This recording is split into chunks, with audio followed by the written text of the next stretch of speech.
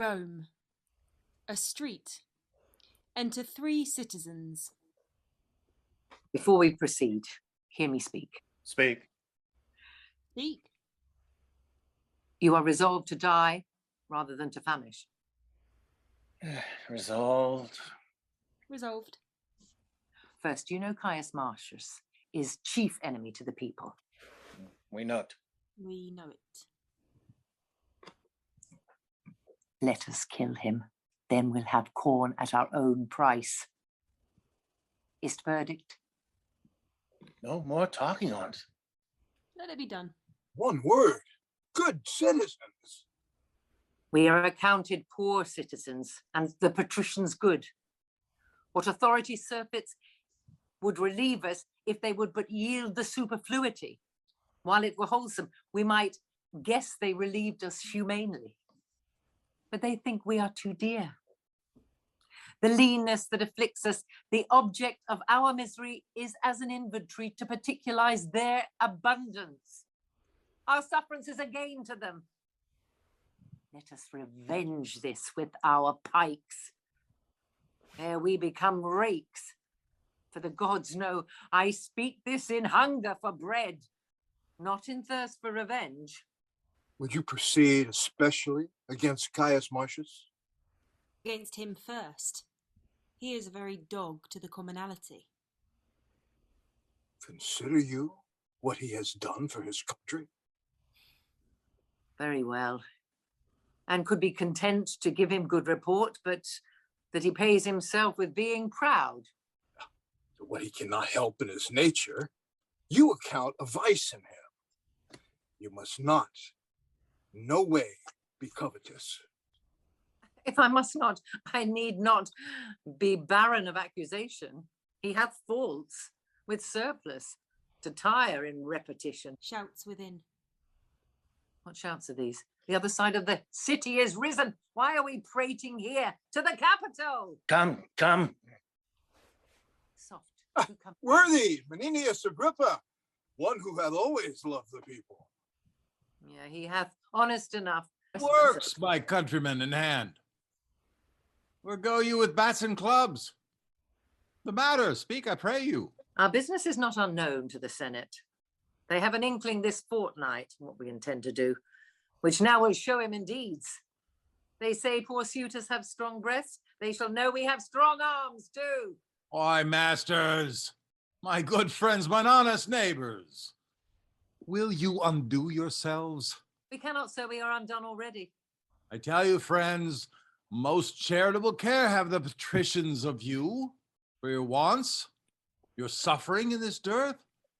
You may as well strike at the heaven with your staves as lift them against the Roman state, whose course will, on the way it takes, cracking 10,000 curbs of more strong link asunder than can ever appear in your impediment. For the dearth, the gods, not the patricians, make it.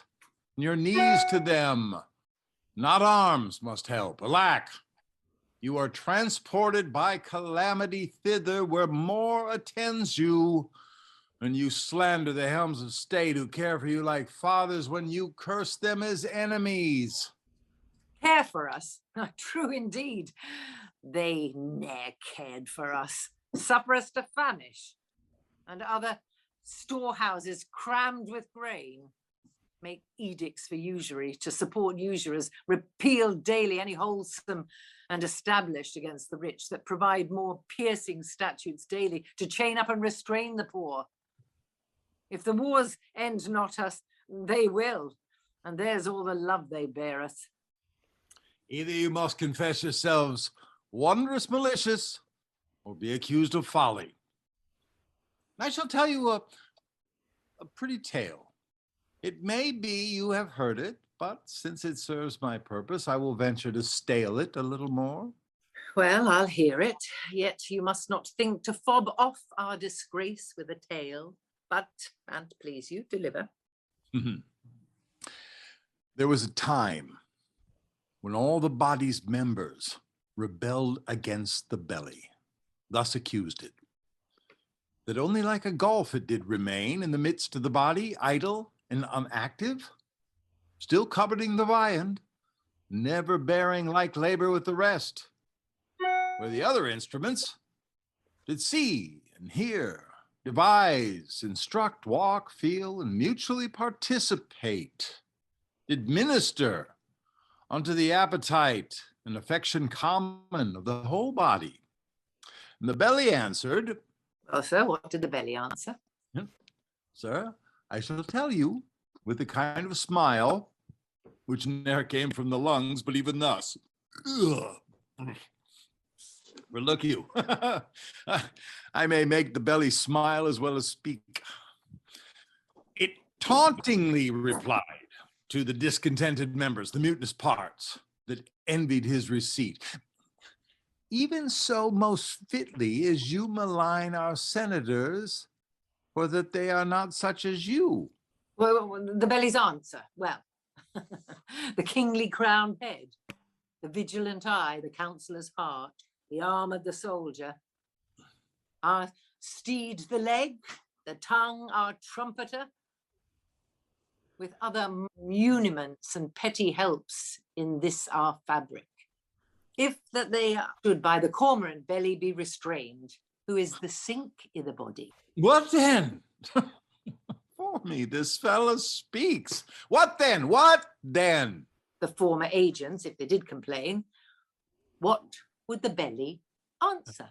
I will tell you, if you'll bestow a small of what you have little patience a while.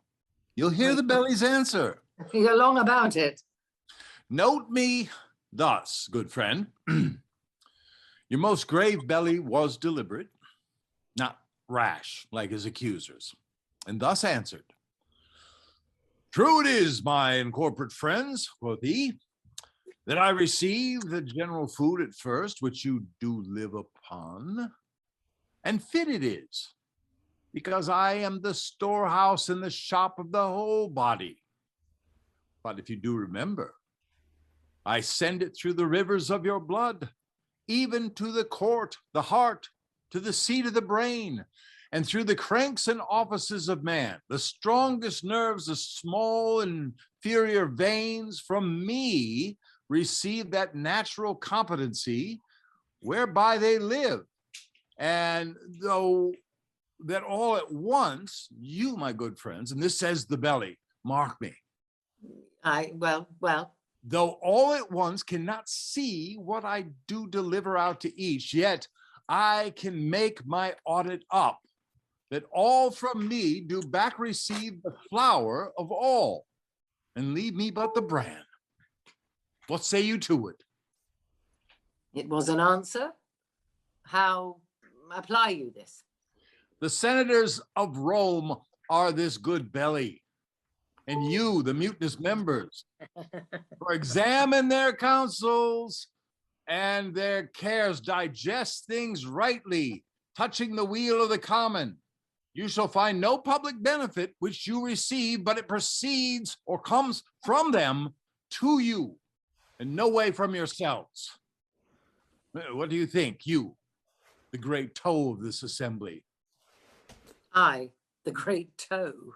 Why the great toe?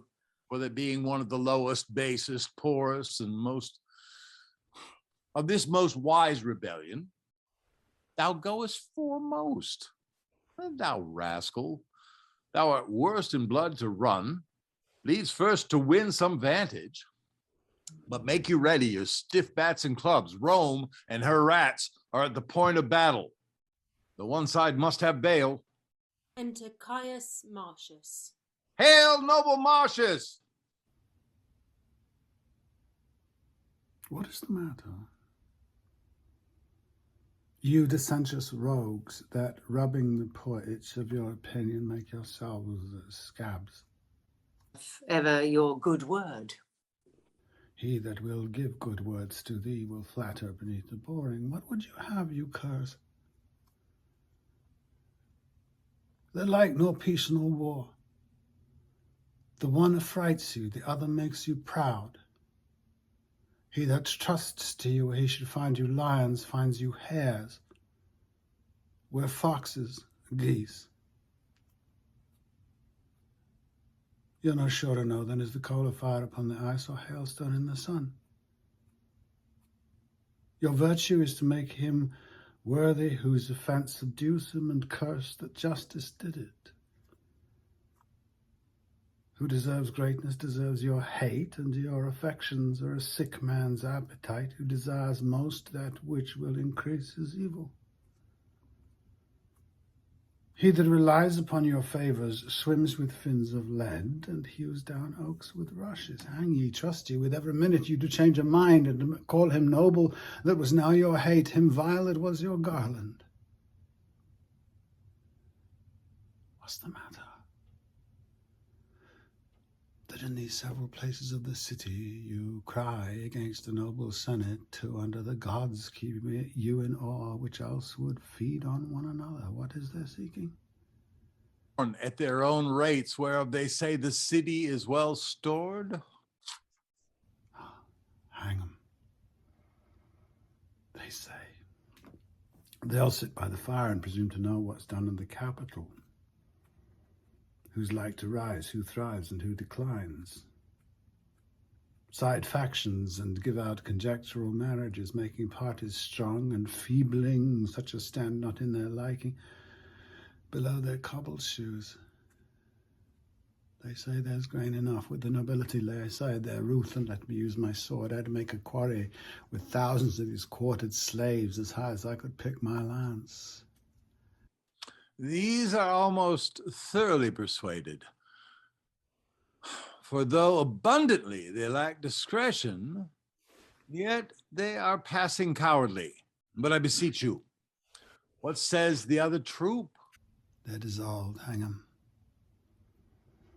They said they weren't hungry, sighed forth proverbs that hunger broke stone walls, that dogs must eat, that meat was made for mouths, that the gods sent not corn for the rich men only. With these shreds they vented their complainings, which being answered, and the petition granted them a strange one, to break the heart of generosity and to make a bold power look pale, they threw their caps as they would hang 'em on the horns of the moon, shouting their emulation. What is granted them? 5 tribunes. To defend their vulgar wisdom of their own choosing. One's Junius Brutus, Sicinius Volutus, and I know not his death. The rabble should have first unroofed the city, as so prevailed with me, and will in time win upon power, and throw forth greater themes for insurrections arguing. Strange. Go get you home, you fragments. Caminius, Titus Lartius, Junius Brutus, and Sicinius Volutus.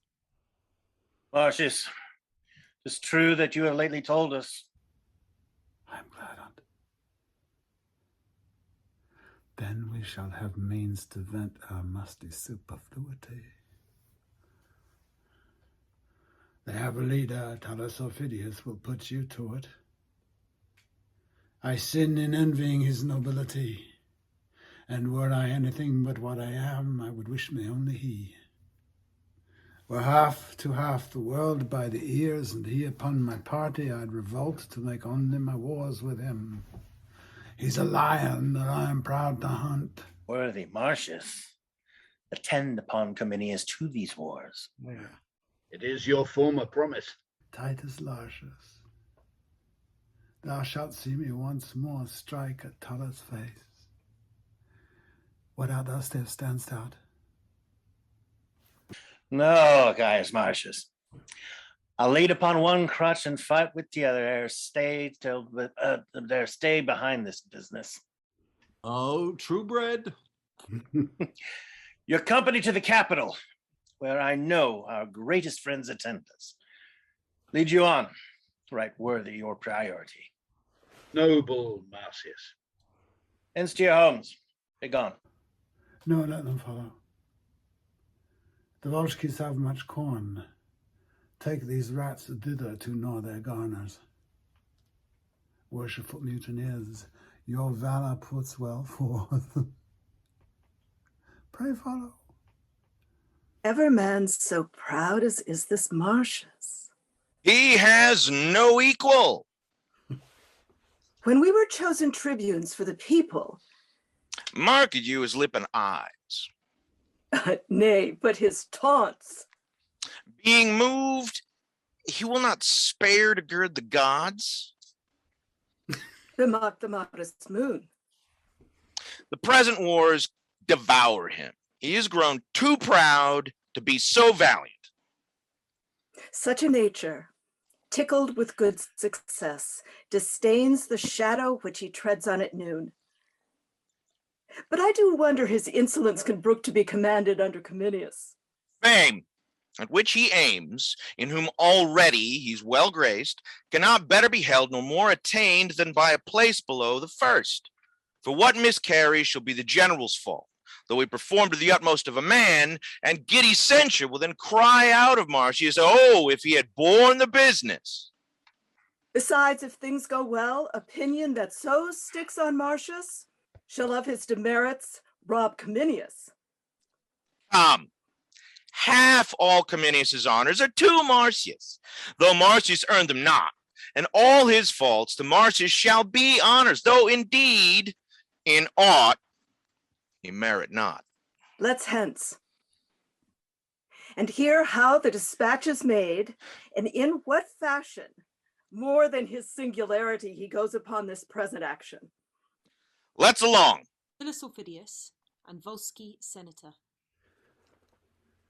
So, your opinion, Aufidius, that they of Rome are entered into our councils and know how we proceed.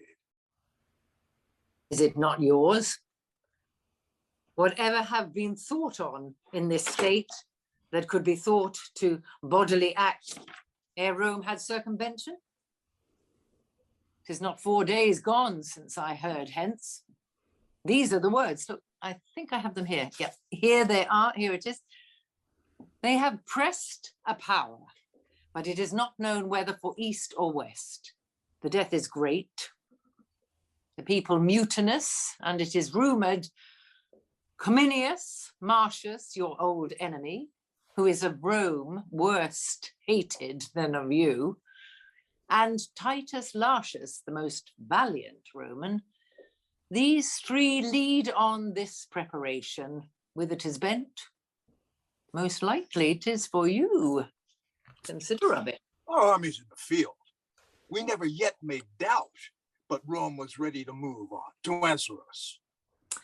Nor did you think it folly to keep your great pretenses veiled till when they needs must show themselves, which in the hatching, it seemed, appeared to Rome.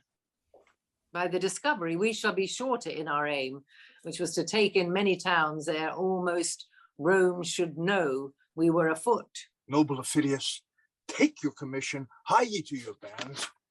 Let us alone to guard Corioli. If they set down before us for the remove, bring your army, but I think you'll find they've not prepared for us. No, I doubt not that. I speak from certainties, nay, more. Some parcels of their power are forth already, and only hitherward.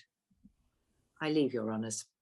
If we and Caius Marcius chance to meet, 'tis sworn between us, we shall ever strike till one can do no more. The gods assist you. And keep your honours safe. Farewell. Scene 3. Rome. A room in Marcius's house. Enter Volumnia and Virgilia. They sit down on 2 low stools and sew. I pray you, daughter, sing, or express yourself in a more comfortable sort. If my son were my husband, I should freely rejoice in that absence, wherein he won honour than in the embracements of his bed, where he would show most love. When yet he was but tender-bodied, and the only son of my womb, when youth with comeliness plucked all gaze his way, when for a day of king's entreaties a mother should not sell him an hour from her beholding, I, considering how honour would become such a person, that it was no better than picture-like to hang by the wall if renown made it not stir, was pleased to let him seek danger where he was likely to find fame. To a cruel war I sent him, from whence he returned, his brows bound with oak. I tell thee, daughter, I sprang not more in joy at first hearing he was a man-child than now in first seeing he had proved himself a man. But had he died in the business, madam? How then? Then his good report should have been my son. I therein would have found issue. Hear me profess sincerely, had I a dozen sons, each in my love alike, and none less dear than thine and my good Marcius, I had rather had 11 die nobly for their country than one voluptuously surfeit out of action. Enter servant. Madam, the Lady Valeria has come to visit you. Beseech you, give me leave to retire myself. Indeed you shall not. Methinks I hear hither your husband's drum. See him pluck Orphidius down by the hair, as children from a bear, the Volsci shunning him. Methinks I see him stamp thus and call thus. Come on, you cowards, you were got in fear, though you were born in Rome. His bloody brow with his mailed hand then wiping, forth he goes, like to a harvestman that's tasked to mow, or all or lose his hire. His bloody brow. Oh, Jupiter, no blood. Oh, away, you fool. It more becomes a man than gilt his trophy. The breasts of Hecuba, when she did suckle Hector, looked not lovelier than Hector's forehead when it spit forth blood at Grecian sword contemning. Tell Valeria we are fit to bid her welcome. Exit servant. Heavens bless my lord from fell Ophidius. You beat Orphidius, head below his knees, and tread upon his neck. Enter Valeria. My ladies both, good day to you. Sweet madam. I am glad to see your ladyship. How do you both? You are manifest housekeepers. What are you sewing here? A fine spot in good faith. How does your little son? I thank your ladyship well, good madam. He had rather see the swords and hear a drum than look upon his schoolmaster. Oh, my word, the father's son. I'll swear 'tis a very pretty boy. On my troth, I looked upon him a Wednesday, half an hour together, has such a confirmed countenance. I saw him run after a gilded butterfly, and when he caught it, he let it go again. And after it again, and over he comes, and again catched it again. Or whether his fall enraged him, or how 'twas, he did so set his teeth and tear it. Oh, I warrant how he mammocked it. One of his father's moods. Indeed, 'tis a noble child. A crack, madam. Come, lay aside your stitching. I must have you play the idle housewife with me this afternoon. No, good madam, I will not out of doors. She shall, she shall. Indeed, no, by your patience. I'll not over the threshold until my lord return from the wars. You would be another Penelope. Yet they say all the yarn she spun in Ulysses' absence did but fill Ithaca full of moths. La, go with me, and I'll tell you excellent news of your husband. Oh, good madam, there can be none yet. Verily, I do not jest with you. There came news of him last night. Indeed, madam. In earnest, it's true. I heard a senator speak it. Thus it is. The Volscis have an army forth, against whom Cominius, the general, is gone with one part of our Roman power. Your lord and Titus Lartius are set down before their city Corioli. They nothing doubt prevailing and to make it brief wars. This is true on mine honor. Now go with me. Give me excuse, good madam. I will obey you in everything hereafter. Oh, let her alone, lady, as she is now. She will but disease our better mirth. In faith, I think she would. Fare you well then. Come, good sweet lady. Prithee, Virgilia, turn thy solemnness out a door and go along with us. No, at a word, madam. Indeed, I must not. I wish you much mirth. Well then, farewell. Enter with drums and colours, Marcius, Titus, captains and soldiers. To them a messenger. Yonder comes news. A wager they have met. My horse to yours? No. All right, 'tis done. Agreed. Say, has our general met the enemy? They lie in view, but have not yet spoke. So, the horse is mine. I'll buy him of you. No. I'll nor sell nor give him. Lend you him I will, for 100 years. Summon the town. How far off lie these enemies? Within this mile and a half. Then shall we hear their alarm and they ours. Now, Mars, I prithee, make us quick in work, that we with smoking swords may march from hence to help our fielded friends. Come, blow thy blast! They sound a parley. Enter 2 senators with others on the walls. Tell us, Ophidius, is he within your walls? No, nor a man that fears you less than he. And that's lesser than a little. Drums far off. Hark, our drums are bringing forth our youth. We'll break our walls rather than they shall pound us up. Our gates, which seem shut, we have but pinned with rushes. They'll open of themselves. Battle trumpets far off. Hark, far off, there is Ophidius. List what work he makes of your cloven army. They are at it. The noise be our instruction. Ladders, ho! Enter the army of the Volskis. They fear us not, but issue forth their city. Now put your shields before your hearts, and fight with hearts more proof than shields. Advance, brave Titus. They do disdain us much against beyond our thoughts, which makes me sweat with wrath. Come on, my fellows. He that retires, I'll take him for a Volsky, and he shall feel mine edge. Trumpets. The Romans are beat back to their trenches. Re-enter Marcius. All the contagion of the south light on you, you shames of Rome. You hurt boils and plagues pass to you o'er, that you may be abhorred further than seen, and one infect another against the wind a mile. You souls of geese, that bear the shapes of men, how have you run from slaves that apes would beat?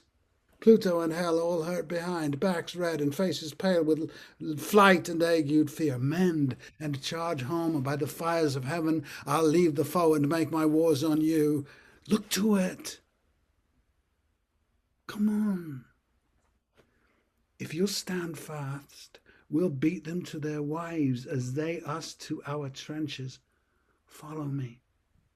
Another alarum.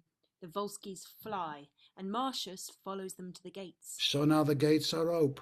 Now prove good seconds. 'Tis for the followers fortune widens them, not for the flyers. Mark me and do the like. Marcius enters the gates alone and is shut in. See, they've shut him in. To the pot, I warrant him. Alarum continues. Re-enter Titus Lartius. What has become of Marcius? Slain, sir, doubtless. Following the flyers at the very heels, with them he enters, who, upon the sudden, clapped to the gates, he is himself alone to answer all the city.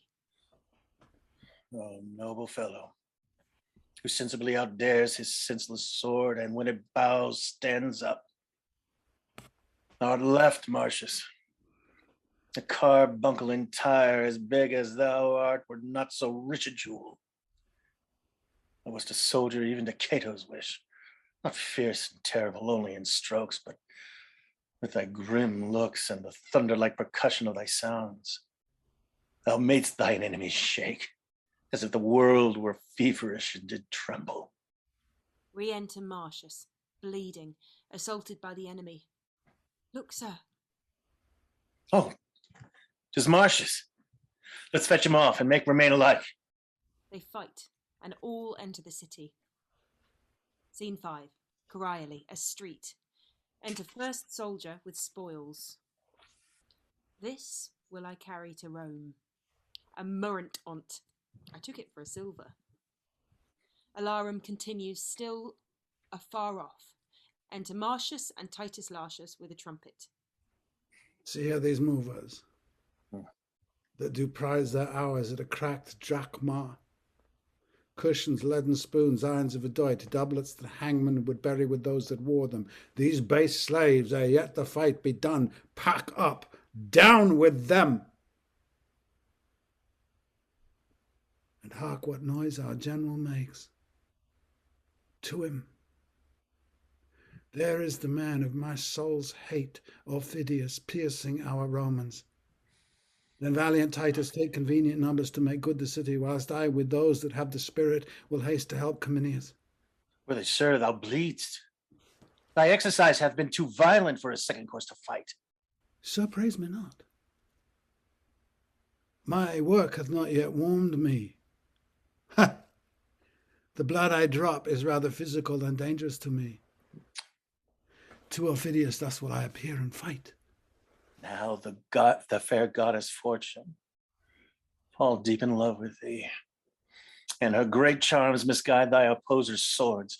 Bold gentlemen, prosperity be thy page.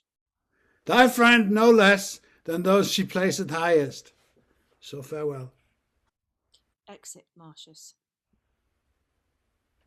Go, sound thy trumpet in the marketplace.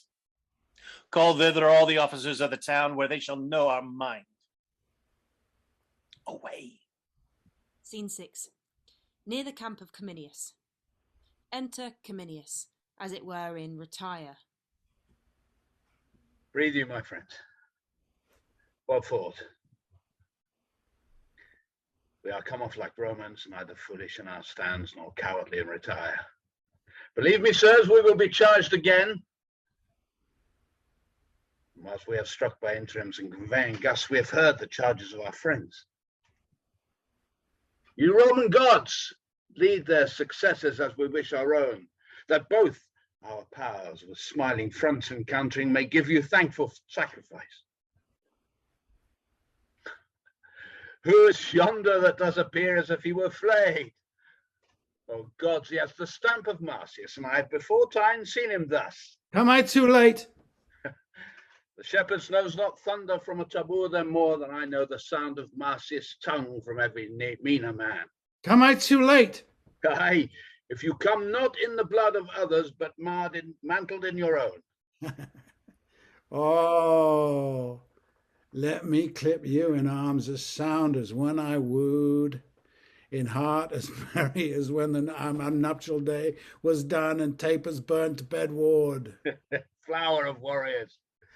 How is it with Titus Lartius? As with a man busied about decrees, condemning some to death and some to exile, ransoming him or pitying, threatening the other, holding Corioli in the name of Rome, even like a fawning greyhound in the leash, to let him slip at will. But for our countrymen, gentlemen, the common file, a plague tribunes for them. The mouse ne'er shunned the cat, as they did budge from rascals worse than they. But how prevailed you? Oh, will time serve to tell? I do not think. Where's the enemy? Are you lords of the field? If not, why cease you till you are so? Marcius, we have a disadvantage fought and did retire to win our purpose. How lies their battle? Know you on which side they place their men of trust? As I guess, Marcius, Their bands are the Wawada, the Antietes, of their best trust over their Morphidius, their very heart of hope. I do beseech you, by all the battles wherein we have fought, by the blood we have shed together, by the vows we have made to endure friends, that you directly set me against Aufidius and his Antiots, and that you not delay the present, but filling the air with swords advanced and darts, we prove this very hour. I could wish you were conducted to a gentle bath and balms applied to you. Yet dare I never deny your asking. Take your choice of those that best can aid your action. Those are they that most are willing. If any such be here, as it were sin to doubt, that love this painting wherein you see me smeared. If any fear lesser his person than an ill report, if any think brave death outweighs bad life, and that his country's dearer than himself, let him alone, or so many so inclined, wave thus to express his disposition and follow Marcius. They all shout and wave their swords, take him up in their arms, and cast their caps. Oh, me alone. Make you a sword of me? If these shows be not outward, which of you but is Farvolsky's? None of you but is able to bear against the great Aufidius a shield as hard as his. Yeah. A certain number, though thanks to all, must I select from all. The rest shall bear the business in some other fight, as cause will be obeyed. Please you to march, and I shall quickly draw out my command, which men are best inclined. Yeah. March on, my fellows. Make good this ostentation, and you shall divide in all with us. Scene 8, a field of battle. Enter from opposite sides Marcius and Aufidius. I will fight with none but thee, for I do hate thee worse than a promise breaker. We hate alike. Not Africa owns a serpent I abhor more than thy fame and envy. Fix thy foot. Let the first budger die the other's slave, and the gods doom him after. If I fly, Marcius, lower me like a hare. Within these 3 hours, Tullus, alone I fought in your Corioli walls, and made what work I pleased. 'Tis not my blood wherein you see me masked. For thy revenge wrench up thy power to the highest. Wert thou the Hector that was the whip of your brag progeny, thou shouldst not scape me here. They fight, and Volsces come to the aid of Aufidius.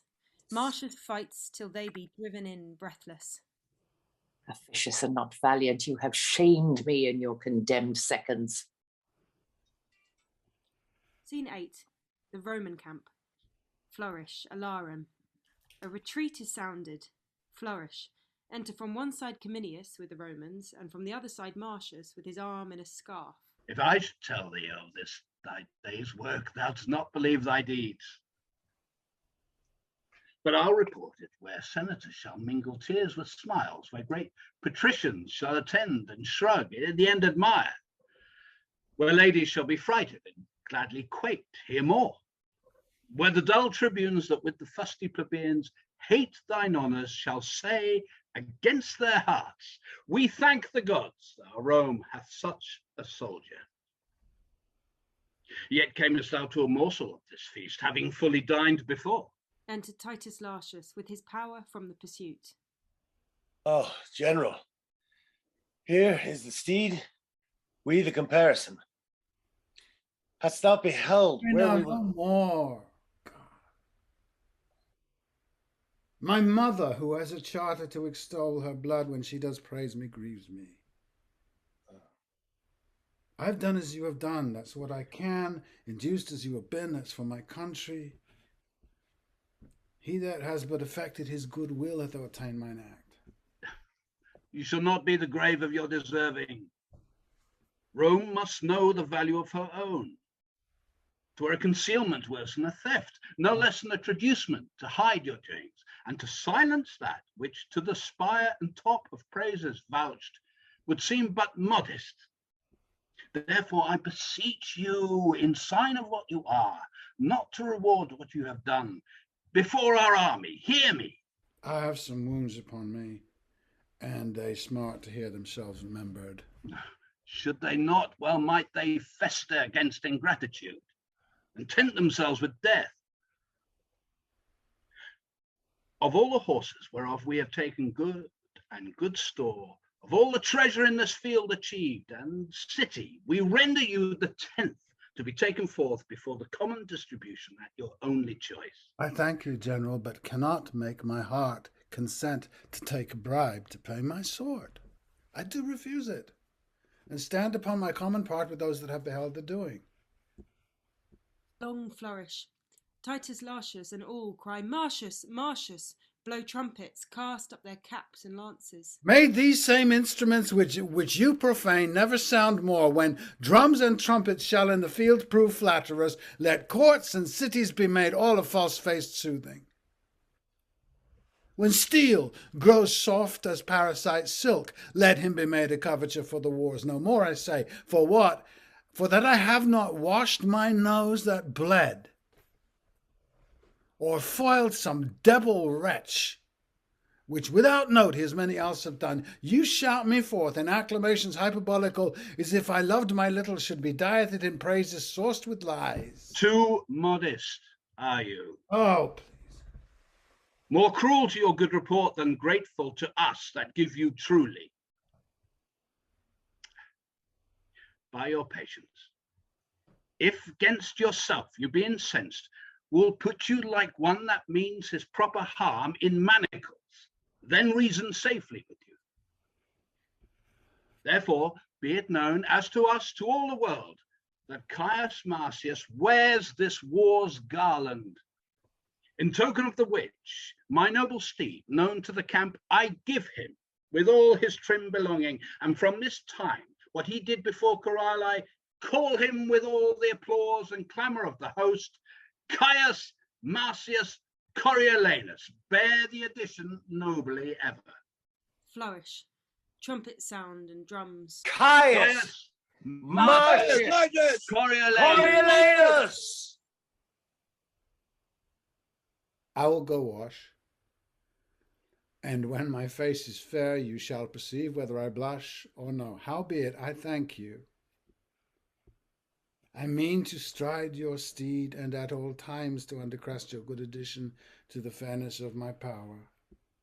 So to our tent, where'er we do reposes, we will ride to Rome of our success.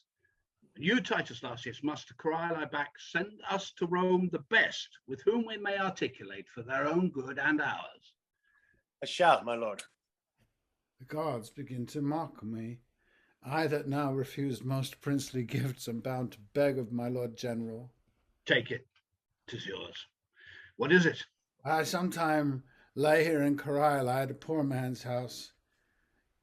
He used me kindly. He cried to me. I saw him prisoner. But then Aufidius was within my view, and wrath o'erwhelmed my pity. I request you to give my poor host freedom. Oh, well begged. Were he the butcher of my son, he should be as free as is the wind. Deliver him, Titus. Marcius? His name? By Jupiter, forgot. I'm weary. My mind is tired. Have we no wine here? Go we to our tent. The blood upon your visage dries. Says time should be looked to. Come. Scene 9. The camp of the Volskis. A flourish. Cornets. Enter Tullus Aufidius. Bloody TC. The town is tame. Who will be delivered back in good condition. Condition. I would I were a Roman, for I cannot, being a Volsci, be that I am. Condition. What good condition can a treaty find in a part that is at mercy? 5 times, Marcius, I have fought with thee. So often hast thou beat me, and wouldst do so, I think, should we encounter as often as we eat. By the elements, if e'er again I meet him beard to beard, he is mine, or I am his. Mine emulation hath not that honour in't it had. For where I thought to crush him in an equal force, true sword to sword, I'll potch at him some way, or wrath or craft may get him. He's the devil. Bolder, though not so subtle. My valour's poisoned with only suffering stained by him. For him shall fly out of itself, nor sleep, nor sanctuary, being naked, sick, nor fame nor capital, the prayers of priests, nor times of sacrifice, embarkments all of fury, shall lift up their rotten privilege and custom against my hatred to Marcius. Where I find him, were it at home, upon my brother's guard, even there, against the hospitable cannon, would I wash my fierce hand in's heart. Go you to the city, learn how 'tis held, and what they are that must be hostages for Rome. Will not you go? I'm attended at the cypress grove. I pray you to south the city mills. Bring me word thither how the world goes, that to the pace of it I may spur on my journey. I shall, sir. Rome, a public place. Enter Menenius, Sicinius, and Brutus. The augurer tells me we shall have news tonight. Good or bad? Not according to the prayer of the people, for they love not Marcius. Nature teaches beasts to know their friends. Pray you, who does the wolf love? The lamb. Aye, to devour him, as the hungry plebeians would the noble Marcius. He's a lamb indeed that would bay like a bear. He's a bear indeed that lives like a lamb. You two are old men. Tell me one thing that I shall ask you. Well, in what enormity is Marcius poor in that you two have not in abundance? what? Sir, he's poor in no one fault. He's but stored with all. I mean, Especially in pride.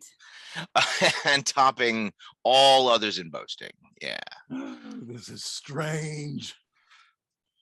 Do you two know how you are censured here in the city? I mean, of us, of the Why- right-hand pile. Do you? How are we censured? Wow.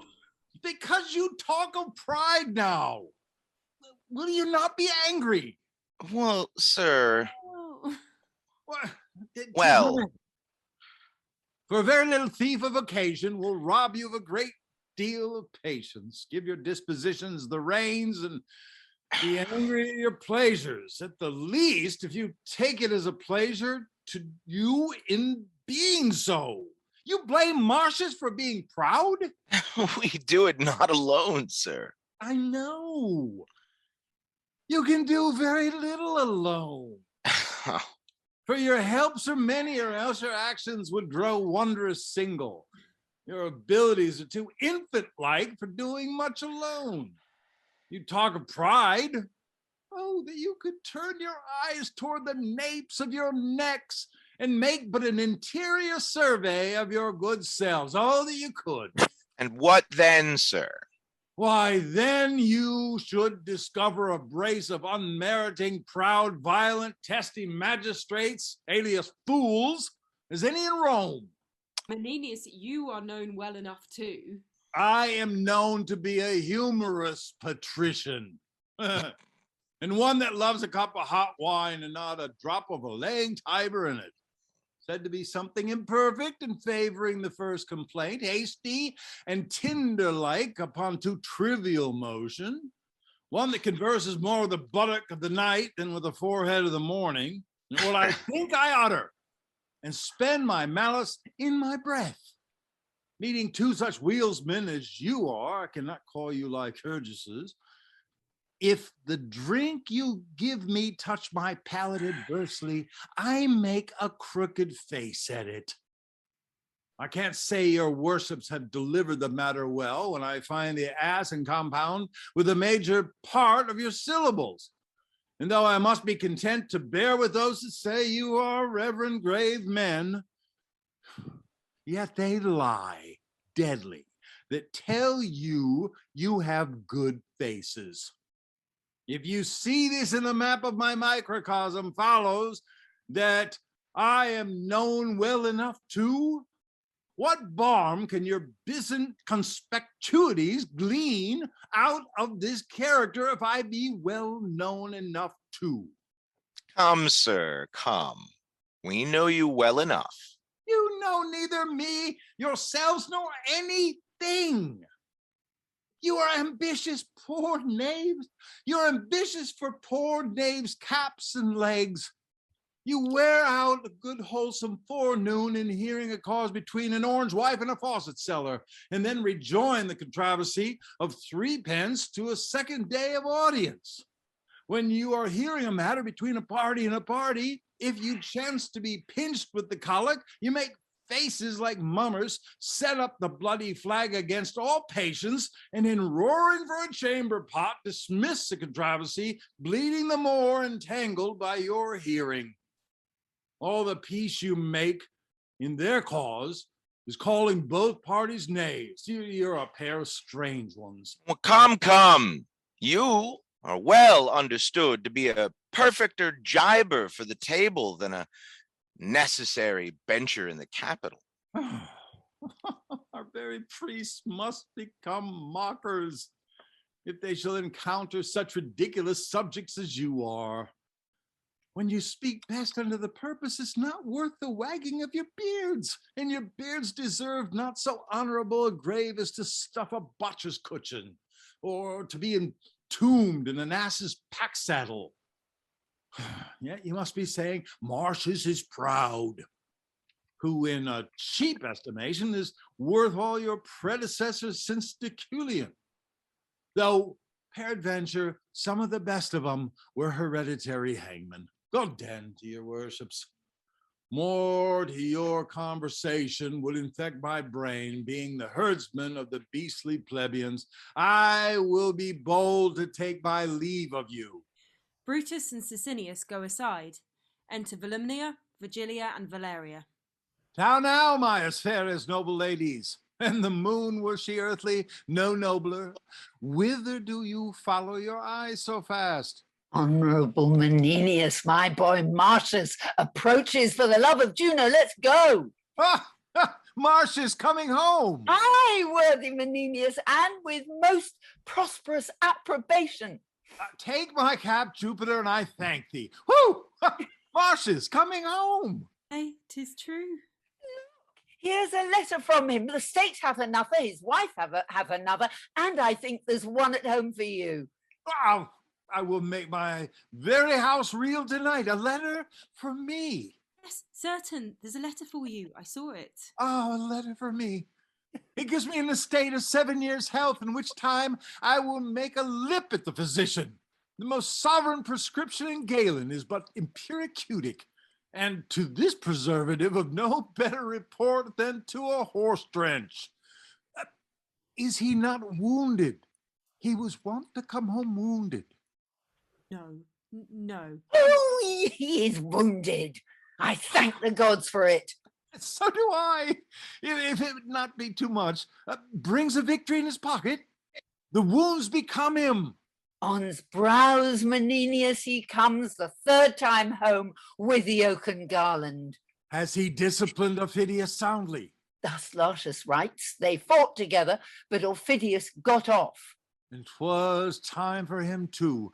I'll warrant him that. And he had stayed by him, I would not have been so fidiused for all the chests in Corioli and the gold that's in them.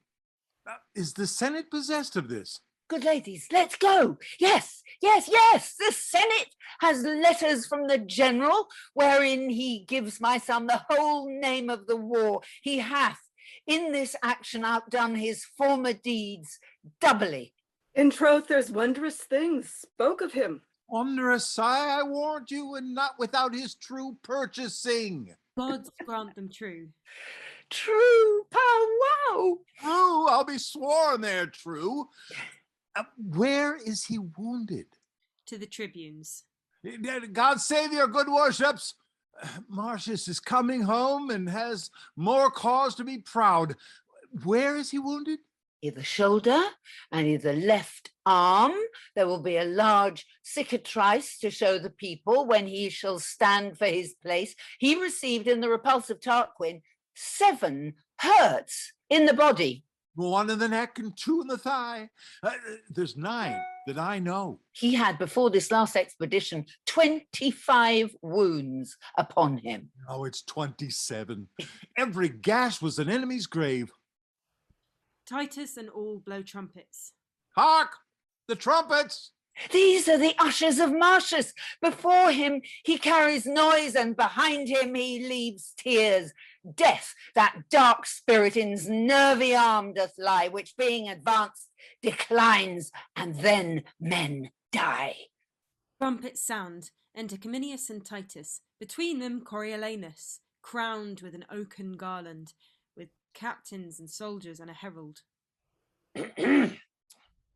Know, Rome, that all alone Marcius did fight within Corioli gates, where he hath won with fame a name to Caius Marcius. These in honor follows Coriolanus. Welcome to Rome, renowned Coriolanus. Trumpets. Welcome to Rome, renowned Coriolanus. More of this does offend my heart. Pray now no more. Look, sir, your mother.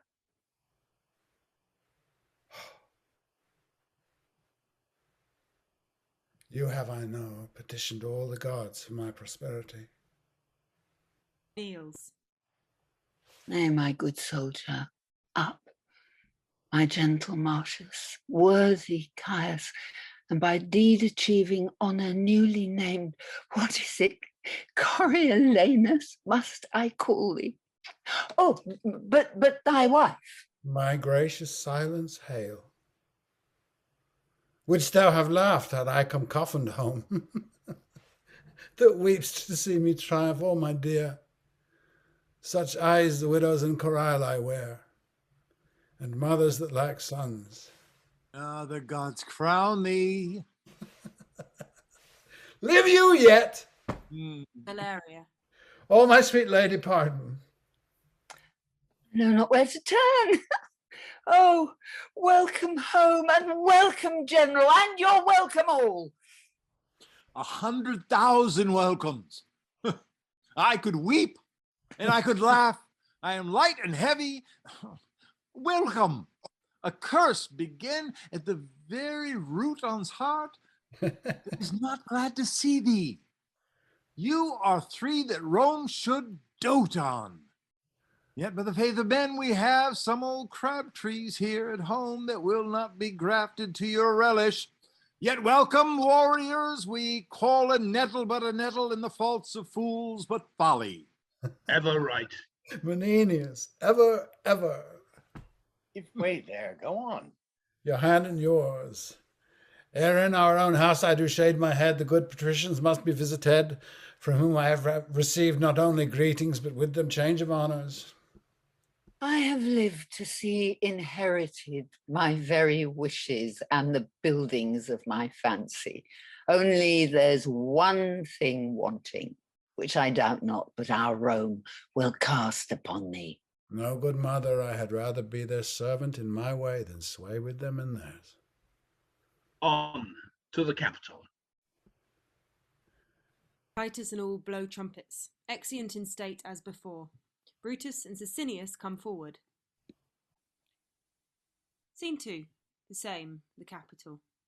Enter 2 officers to lay cushions. Come, they're almost here. How many stand for consulship? 3, they say. But 'tis thought of everyone that Coriolanus will carry it. That's a brave fellow. But he's vengeance proud. And he loves not the common people. Faith, there had been many great men that have flattered the people who ne'er loved them. And there be many who they have loved, they know not wherefore. So that if they love and know not why, they hate upon no better of ground. Therefore, for Coriolanus to neither care whether they love or hate him, manifest the true knowledge he has in their disposition, and out of his noble carelessness, Lets them plainly see it. If he did not care whether he had their love or no, he waved indifferently twixt doing them neither good nor harm.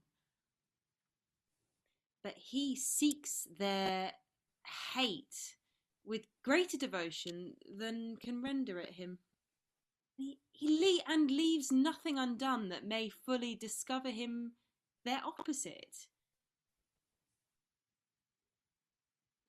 Now, to seem to affect the malice and displeasure of the people is as bad as that which he dislikes. To flatter them for their love. He hath deserved worthily of his country, and his ascent is not by such easy degrees as those who, having been supple and courteous to the people, bonneted without any further deed to have them at all in their estimation and report. But he hath so planted his honors in their eyes and his actions in their hearts, that for their tongues to be silent and not confess so much were a kind of ingrateful injury. To report otherwise were a malice, and that in giving itself the lie would pluck reproof and rebuke from every ear that heard it. No more of him. He's a worthy man. Oh, make way, they're coming. Please you, most reverend and grave elders, to desire the present council and last general in our well-found successes, to report a little of that worthy work performed by Caius Marcius Coriolanus, whom we met here both to thank and to remember with honors like himself. Speak, good Cominius. Leave nothing out for length, and make us think rather our state's defective for requital than we to stretch it out.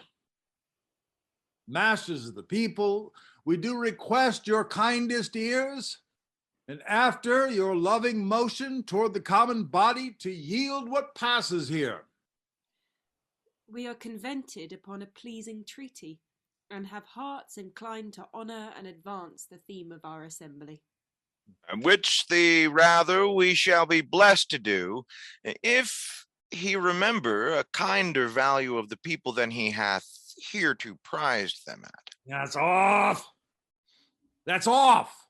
I would you rather had been silent. Please, to hear Cominius speak. Most willingly. But yet my caution was more pertinent than the rebuke you gave it.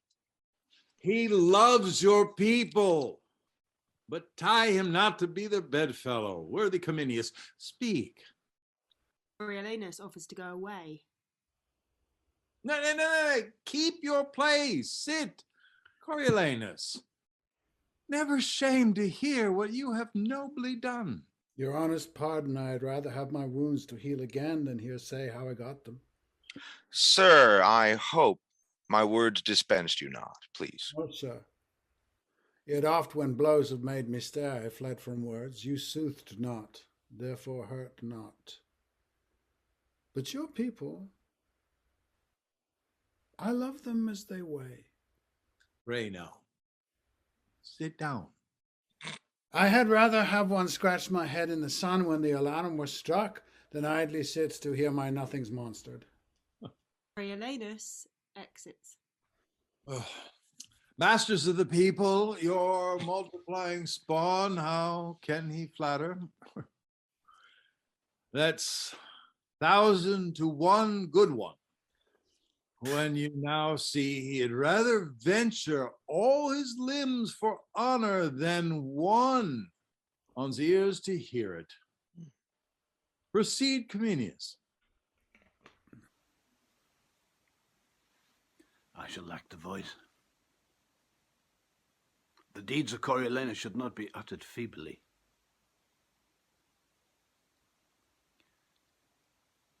It is held that valor is the chiefest virtue and most dignifies the haver. If it be, The man I speak of cannot in the world be singly counterpoised.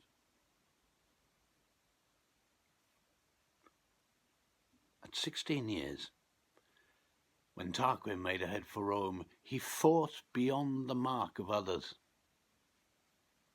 Our then dictator, with all praise I point at, saw him fight when with his Amazonian chin he drove the bristled lips before him. He bestrid an o'er-oppressed Roman, and in the consul's view slew 3 opposers. Tarquin himself he met, and struck him on his knee. In that day's feats, when he might act the woman in the scene, he proved the best man in the field, and for his meed was brow-bound with the oak. His pupil age, man entered thus.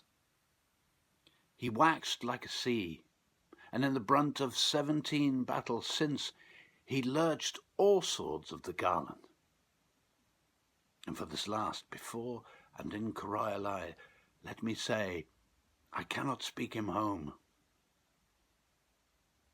He stopped the flyers, and by his rare example made the coward turn terror into sport. And as weeds before a vessel under sail, so men obeyed and fell below his stem. His sword, death's stamp where it did mark, it took, and from face to foot he was a thing of blood, whose every motion was timed with dying cries. Alone he entered the mortal gate of the city, which he painted with shunless destiny. Aidless came off, and with a sudden reinforcement struck Corioli like a planet. Now all is his. And by, the din of war gan pierce his ready sense. Then straight his doubled spirit re-quickened what in flesh was fatigued, and to the battle came he.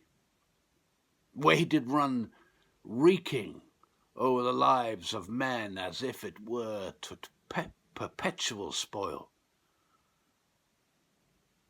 until we called both the field and city ours, he never stood to ease his breath with panting. He cannot, but with measure, fit the honors which we devise him. Our spoils he kicked at, looked upon things precious as they were the common muck of the world. He covets less than misery itself would give, rewards his deeds with doing them, and is content to spend the time to end it. He's right noble. Let him be called for. Call Coriolanus. We enter Coriolanus. The Senate, Coriolanus, are well pleased to make thee consul. I do owe them still my life and services. Then remains that you do speak to the people. I do beseech you, let me o'erleap that custom, for I cannot put on the gown. Stand naked and entreat them for my wound's sake to give their suffrage. Please you that I may pass this doing. The people must have their voices. Neither will they bate one jot of ceremony. Put them not to it. Pray you, go fit you to the custom, and take to you, as your predecessors have, your honor with your form. 'Tis a part that I shall blush in acting, and might well be taken from the people. Mark you that? To brag unto them, thus I did, and thus show them the unaching scars which I should hide, as if I had received them for the hire of their breath only. Oh, do not stand upon it. We recommend you, tribunes of the people, our purpose to them and to our noble consul, wish we all joy and honor. To Coriolanus come all joy and honor. The same, the forum. Enter 2 citizens. Once, if he do require our voices, we ought not to deny him. We may, sir, if we will. We have power in ourselves to do it, but it is a power that we have no power to do it. For if he show us his wounds and tell us his deeds, we are to put our tongues into those wounds and speak for them. So if he tells us his noble deeds, we must also tell him our noble acceptance of them. Ingratitude is monstrous.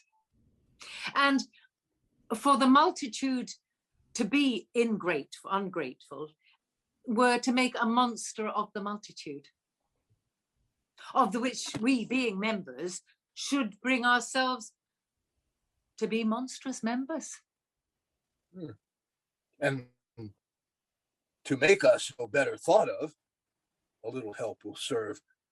For once we stood up about the corn, he himself stuck not to call us the many-headed multitude. We've been called so by many. Not that our heads are some brown, some black, some auburn, some bald, but that our wits are so diversely colored. And truly, I think if all our wits were to issue out of one skull, they would fly east, west, north, south, and their consent of one direct way should be at once to all the points of the compass. Think you so? Which way do you judge my wit would fly? Nay, your wit will not so soon out as another man's will. 'Tis strongly wedged up in a blockhead. But if it were at liberty, 'twould sure southward. Why that way? Oh, to lose itself in a fog, where being 3 parts melted away with rotten dews, the 4th would return for conscience sake, to help thee get a wife. You are never without tricks. You may, you may. Are you all resolved to give your voices? But that's no matter. The greater part carries it. I say, if he would incline to the people, there was never a worthier man. Enter Coriolanus in a gown of humility with Menenius. Here he comes, and in the gown of humility. Mark his behavior. We are not to stay altogether, but to come by him where he stands, by ones, by twos, and by threes. He's to make his requests by particulars, wherein every one of us has a single honor in giving him our own voices with our own tongues. Therefore, follow me, and I direct you how you shall go by him. Content, content. Exit citizens. Oh, sir, you are not right. Have you not known the worthiest men have done't? What must I say? I pray, sir, plague upon it, I cannot bring my tongue to such a pace. Look, sir, my wounds, I got them in my country's service when some certain of your brethren roared and ran from the noise of our own drums. Oh, me, the gods. You must not speak of that. You must desire them to think upon you. Think upon me, hang 'em. I would they would forget me like the virtues which our divines lose by 'em. Oh, you'll mar all. I'll leave you. Pray you. Speak to them. I pray you in a wholesome manner. Menenius exits. Bid them wash their faces and keep their teeth clean. We enter 2 citizens. So here comes Braith. Enter a 3rd citizen. You know the cause, sir, of my standing here. Tell us what had brought you to it. Mine own desert. Your own desert. Aye, but not mine own desire. How not your own desire? No, sir, 'twas never my desire yet to trouble the poor with begging. You must think, if we give you anything, we hope to gain by you. Well, then I pray you, your price of the consulship. The price is to ask kindly. Kindly? Sir, I pray let me have it. I have wounds to show you, which shall be yours in private. Your good voice, sir, what say you? You shall have it, worthy sir. A match, sir? There's in all 2 worthy voices begged. I have your arms adieu. This is something odd. And 'twere to give again, but 'tis no matter. Re-enter 2 other citizens. I pray you now, if it may stand within the tune of your voices, that I may be consul, I have here the customary gown. You have deserved nobly of your country, and you have not deserved nobly. Your enigma. You have been a scourge to her enemies. You have been a rod to her friends. You have indeed not loved the common people. You should account me the more virtuous that I have not been common in my love. I will, sir, flatter my sworn brother the people to earn a dearer estimation of them. It is a condition they account gentle, and since the wisdom of their choice is to rather have my hat than my heart, I will practice the insinuating nod, and be off to them most counterfeitly. That is, sir, I will counterfeit the bewitchment of some popular man, and give it bountiful to the desirous. Therefore, beseech you, I may be consul. We hope to find you our friend, and therefore give you our voices heartily. You have received many wounds for your country. I will not seal your knowledge with showing them. I will make much of your voices, and so trouble you no further. The gods give you joy, sir. Heartily. Exit citizens. Most sweet voices. Better it is to die, better to starve, than crave the hire which first we do deserve.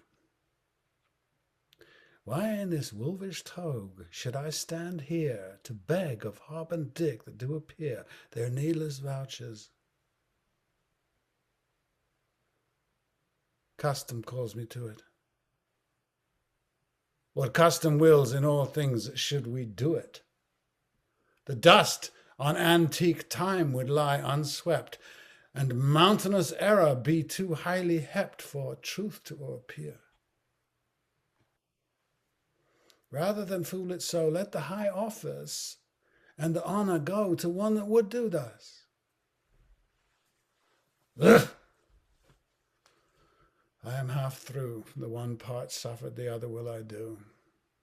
Enter 3 citizens. Here come more voices. Your voices. For your voices I have fought, watched for your voices. For your voices bear of wounds 24 odd. Battles thrice 6 I have seen and heard of. For your voices have done many things, some less, some more. Your voices indeed I would be consul. He has done nobly, and cannot go without any honest man's voice. Yes. Therefore let him be consul. The gods give him joy, and make him good friend to the people. Amen. Amen. God save thee, noble consul. Exit citizens.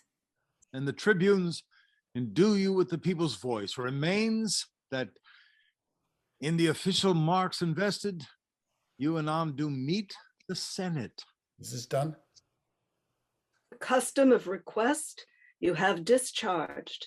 The people do admit you and are summoned to meet anon upon your approbation. We're at the Senate House. There, Coriolanus. May I change these garments? You may, sir. That I'll straight do, and knowing myself again, repair to the Senate House. I'll keep you company. Will you along? We stay here for the people. Fare you well. Rome, the street. Enter Coriolanus, Menenius, Cominius, Titus. Tell us if Phidias then had made new head. He had, my lord, and that it was which caused our swifter composition.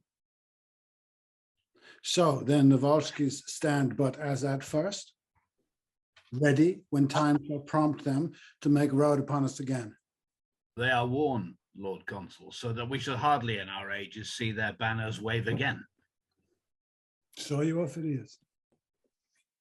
On safeguard he came to me, and did curse against the Volskis, for they had so vilely yielded the town. He is retired to Antium. Spoke he of me? He did, my lord. How, what? How often he had met you, sword to sword, that of all things upon the earth he hated your person most, that he would pawn his fortunes to hopeless restitution, so he might be called your vanquisher. At Antium lives he. At Antium. I wish I had cause to seek him there. To oppose his hatred fully. Welcome home. Into Sicinius and Brutus.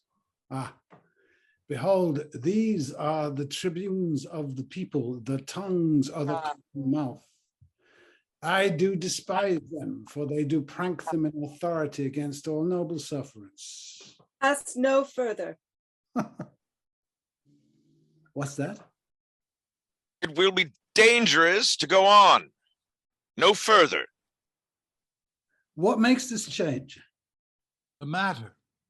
Hath he not passed the noble and the common? Cominius, no. Have I had children's voices? Tribunes, give way. He shall to the marketplace. The people are incensed against him. Stop, or all will fall in broil. Are these your herd? Must these have voices that can yield them now and straight disdain their tongues? What are you? You being their mouths, why rule you not their teeth? Have you not set them on? Be calm, be calm. It is a purpose thing and grows by plot to curb the will of the nobility. Suffer it and live with such as cannot rule nor ever will be ruled. Call it not a plot. The people cry you mocked them, and of late, when corn was given them gratis, you repined. Scandaled the suppliants for the people, called them time pleasers, flatterers, foes to nobleness. Why, this was known before. Not to them all. Have you informed them since thence? How I inform them? You are like to do such business. Not unlike. Each way to better yours. Why then should I be consul? By yond clouds, let me deserve so ill as you and make me your fellow tribune. You show too much of that for which the people stir. If you will pass to where you are bound, you must inquire your way, which you are out of, with a gentler spirit, or never be so noble as a consul, nor yoke with him for tribune. Let's be calm. The people are abused. Set on. This paltering becomes not Rome, nor has Coriolanus deserved the so dishonored rub laid falsely in the plain way of his merit. Tell me of corn. This was my speech, and I will speak it again. Not now, not now. Not in the seat, sir, now. Now, as I live, I will. My nobler friends, I crave your pardons. For the mutable rank scented many, let them regard me as I do not flatter, and therein behold themselves. I say again, in soothing them, we nourish against our senate the cockle of rebellion, insolence, sedition, which we ourselves have plowed for, sowed, and scattered. By mingling them with us, the honored number, who lack not virtue nor no power, but that which they have given to beggars. Well, no more. No more words, we beseech you. How no more? As for my country, I've shed my blood, not fearing outward force. So shall my lungs coin words till their decay against those measles which we disdain should tether us, yet sought the very way to catch them. You speak of the people as if you were a god to punish, not a man of their infirmity. 'Twere well we let the people note. What? What? His collar? Collar, were I as patient as the midnight sleep, by Jove, 'twould be my mind. It is a mind that shall remain, a poison where it is not poison any further. Shall remain. Hear you this Triton of the minnows. Mark you his absolute shall. 'Twas from the cannon. Shall. Oh, good, but most unwise patricians, why, you grave but reckless senators, have you thus given Hydra here to choose an officer that with his peremptory shall, being but the horn and noise of the monsters, wants not spirit to say he'll turn your current in a ditch and make your channel his? If he have power, then veil your ignorance. If none, awake your dangerous lenity. If you are learned, be not as common fools. If you are not, let them have cushions by you. You are plebeians if they be senators, and they are no less when both your voices blended, the greatest taste, most palates theirs. They choose their magistrate, and such a one as he who puts his shall, his popular shall, against a graver bench than ever frowned in Greece. By Jove himself, it makes the consuls base, and my soul aches to know, when two authorities are up, neither supreme, how soon confusion may enter twixt the gap of both, and take the one by the other. Well, on to the marketplace. Whoever gave that counsel to give forth corn of the storehouse gratis, as 'twas used sometime in Greece? Well, no more of that. Though there the people had more absolute power, I say they nourished disobedience, fed the ruin of the state. Why shall the people give one that speaks thus their voice? I'll give my reasons more worthier than their voices. They know the corn was not our recompense. Resting well assured, they ne'er did service for it. Being pressed to the war, even when the navel of the state was touched, they would not thread the gates. This kind of service did not deserve corn gratis. Being in the war, their mutinies and revolts wherein they showed the most valor spoke not for them. The accusation which they have often made against the Senate, all cause unborn, could never be the motive of our so frank donation. Well, what then? How shall this bison multitude digest the Senate's courtesy? Let deeds express what's like to be their words. We did request it, we are the greater poll, and in true fear they gave us our demands. Thus we debase the nature of our seats and make the rabble call our cares fears, which will in time break open the locks of the Senate and bring in the crows to peck the eagles. Come, enough. Enough with over measure. No! Take more. What may be sworn by, both divine and human, seal what I end withal. This double worship, where one part does disdain with cause, the other insult without all reason, where gentry, title, wisdom cannot conclude but by the yea and no of general ignorance, it must omit real necessities and give way the while to unstable slightness.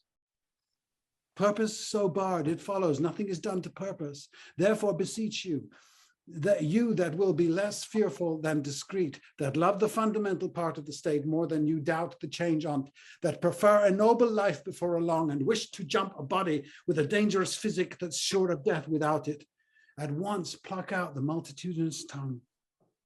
Let them not lick that sweet which is their poison. Your dishonor mangles true judgment and bereaves the state of that integrity which should become it, not having the power to do the good it would for the ill which doth control it. Has said enough. Has spoken like a traitor and shall answer as traitors do. Thou wretch, despite o'erwhelm me. What should the people do with these bald tribunes on whom depending their obedience falls to the greater bench? In a rebellion, when what's not meet but what must be was law, then were they chosen. In a better hour, let what is meet be said, it must be meet, and throw their power in the dust. Manifest treason. This a consul? No. The aediles, ho! Enter an aedile. Let him be apprehended. Go, call the people. Exit aedile. In whose name myself attach thee as a traitorous innovator, a foe to the public weal, obey, I charge thee, and follow to thine answer. Hence, old goat, We'll surety him. Aged sir, hands off. Hence, rotten thing, or I shall shake thy bones out of thy garments.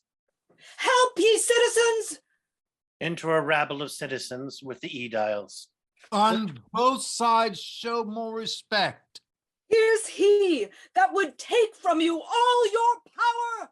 Seize him, aediles! Down with him! Down with him! Down with him!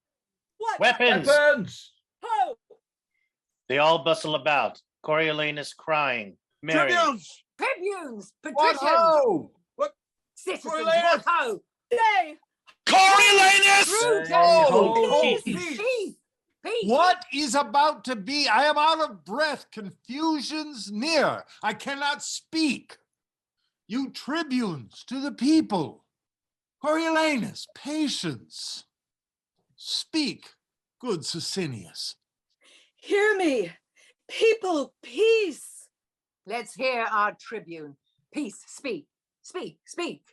You are at point to lose your liberties. Marcius would have all from you. Marcius, whom late you have named for consul. Fie. This is the way to kindle, not to quench. Unbuild the city and to lay all flat. What is the city but the people? True. The people are the city.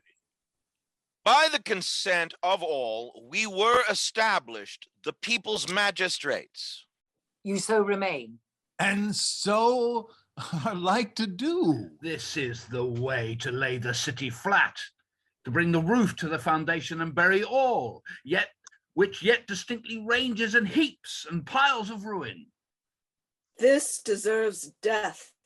Or let us stand to our authority, or let us lose it. We do here pronounce upon the part of the people in whose power we were elected, Marcius is worthy of present death. Therefore lay hold of him. Bear him to the rock Tarpeian, and from thence into destruction cast him. Aediles, seize him. Hear me one. Peace, peace. Beseech you, and temperately proceed to what you would thus violently redress. Sir, those cold ways that seem like prudent helps are very poisonous where the disease is violent. Lay hands upon him and bear him to the rock. No, I'll die here. Drawing his sword. There's some among you who have beheld me fighting. Come. Try upon yourselves what you have seen me. Down with that sword, tribunes! Withdraw a while. Lay hands upon him. Help, Marcius, help. Now you that be noble, help him, young and old. Down with him. Down with him. Down with him. Down with him. In this mutiny, the tribunes, the aediles, and the people are beat in. Go. Get you to your house. Be gone away. All will be naught else. But you gone. Stand fast. We have as many friends as enemies. Shall it be put to that? The gods forbid. I prithee, noble friend, home to thy house. Leave us to cure this cause. I would they were barbarians, as they are, though in Rome littered, not Romans, as they are, though calved in the porch of the Capitol. On fair ground, I could beat 40 of them. I could myself take up a brace of the best of them, yea, the 2 tribunes. But now 'tis odds beyond arithmetic, and manhood is called foolery when it stands against a falling fabric. Will you hence before the tag return, whose rage doth rend like interrupted waters and o'erbear what they are used to bear? Pray you, be gone. I'll try whether my old wit be in request with those that have but little. This must be patched with cloth of any color. Nay, come away. Exit Coriolanus and Cominius. This man has marred his fortune. His nature is too noble for the world. He would not flatter Neptune for his trident, or Jove for his power to thunder. His heart's his mouth, What his breast forges, that his tongue must vent. Being angry, does forget that ever he heard the name of death. A noise within. You worthy tribunes, He shall be thrown down the Tarpeian rock with rigorous hands. He hath resisted law, and therefore law shall scorn him further trial than the severity of the public power, which he so sets at naught. He shall well know the noble tribunes are the people's mouths, and we their hands. Oh, he shall, sure on it. sir, sir, Peace! do not cry havoc where you should but hunt with modest warrant. Sir, how comes that you have helped to make this rescue? Hear me speak. As I do know the consul's worthiness, so I can name his faults. Consul? What consul? The consul Coriolanus. Consul. No, no. No. If by the tribune's leave and yours, good people, I may be heard, I would crave a word or two, the which shall turn you to no further harm than so much loss of time. Speak briefly then, for we are peremptory to dispatch this viperous traitor, to eject him hence, were but one danger, and to keep him here our certain death. Therefore it is decreed he dies tonight. Now, the good gods forbid that our renowned Rome, whose gratitude toward her deserved children is enrolled in Jove's own book, like an unnatural dam, should now eat up her own. He's a disease that must be cut away. Oh, he's a limb that has but a disease. Mortal to cut it off, to cure it easy. What has he done to Rome, this worthy death? Killing our enemies? The blood he hath lost, which I dare vouch, is more than he hath. By many an ounce he dropped for his country. And what is left to lose it by his country were to us all that do it and suffer it a brand to the end of the world. This is clean cam. Merely awry. When he did love his country, it honored him. Service of the foot being once gangrened is not then respected for what before it was. We'll hear no more. Pursue him to his house and pluck him thence, lest his infection being of catching nature spread further. One word more, one word. This tiger-footed rage, when it shall find the harm of unscanned swiftness, will too late tie leaden pounds to his heels. Proceed by process, lest parties, as he is beloved, break out and sack great Rome with Romans. If it were so. What do ye talk? Have we not had a taste of his obedience? Our aediles smote, ourselves resisted? Come. Consider this. He has been bred of the wars, since he could draw a sword, and is ill-schooled in bolted language. Meal and brand together he throws without distinction. Give me leave, I'll go to him, and undertake to bring him where he shall answer by a lawful form in peace to his utmost peril. No, noble tribunes. It is the humane way. The other course will prove too bloody, and the end of it unknown to the beginning. Noble Menenius, be you then as the people's officer. Masters, lay down your weapons. Go not home. Meet on the marketplace. We'll attend you there, where if you bring not marshal, we'll proceed in our first way. I'll bring him to you. Scene 2, a room in Coriolanus' house. Enter Coriolanus with Titus. Let them puff all about mine ears. Present me death on the wheel or at the wild horse's heels, or pile 10 hills on the Tarpeian rock, that the precipitation might downstretch below the beam of sight, yet will I still be thus to them. You do the nobler. I muse my mother does not approve me further, who was wont to call them woolen vassals, things created to buy and sell with groats, to show bare heads in congregations, to yawn, be still, and wonder when one but of my ordinance stood up to speak of peace or war. Enter Volumnia. I talk of you. Why did you wish me milder? Would you have me be false to my nature? Rather say I play the man I am. Oh, sir, I would have had you put your power well on before you had worn it out. You might have been enough the man you are, with striving less to be so. Lesser had been the thwarting of your dispositions, if you had not showed them how you were disposed ere they lacked power to cross you. Let them hang. I'm burned too. Come. You have been too rough. Something too rough. You must return and mend it. Pray, be counselled.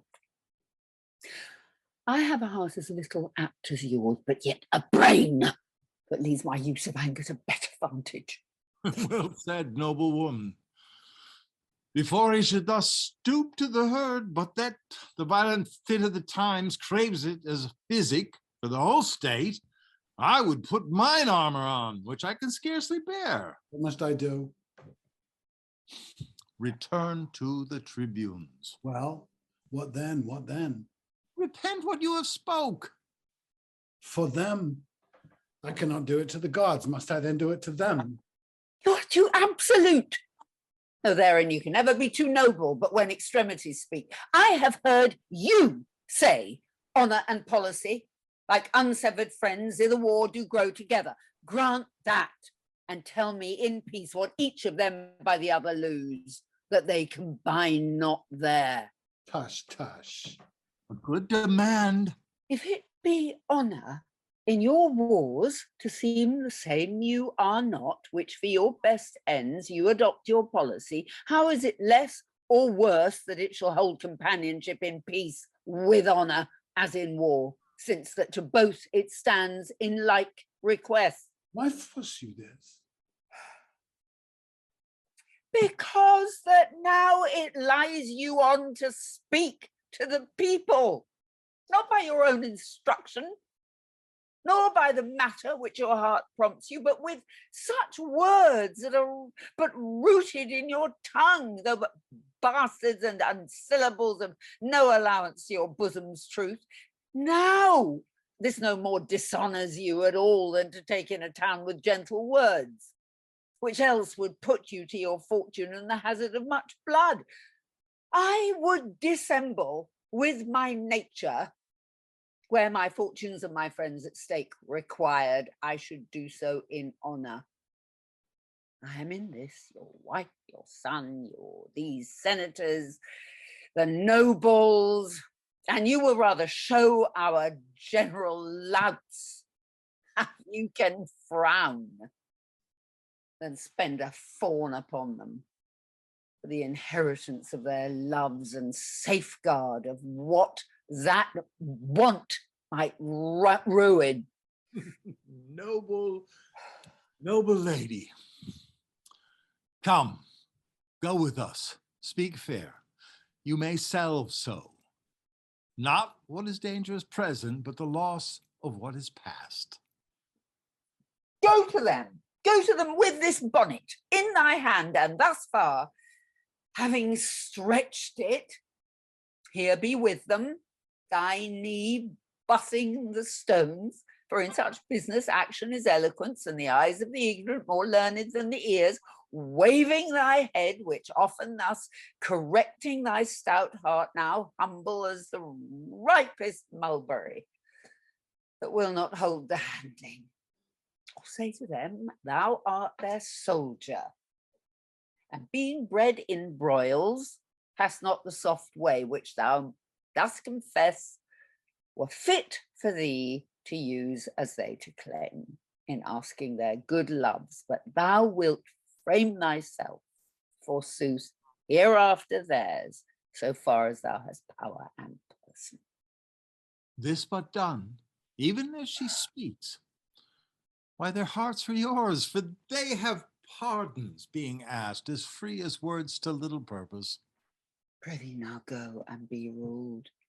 Although I know thou hadst rather follow thine enemy in a fiery gulf than flatter him in a bower. Oh, here is Cominius. I have been in the marketplace.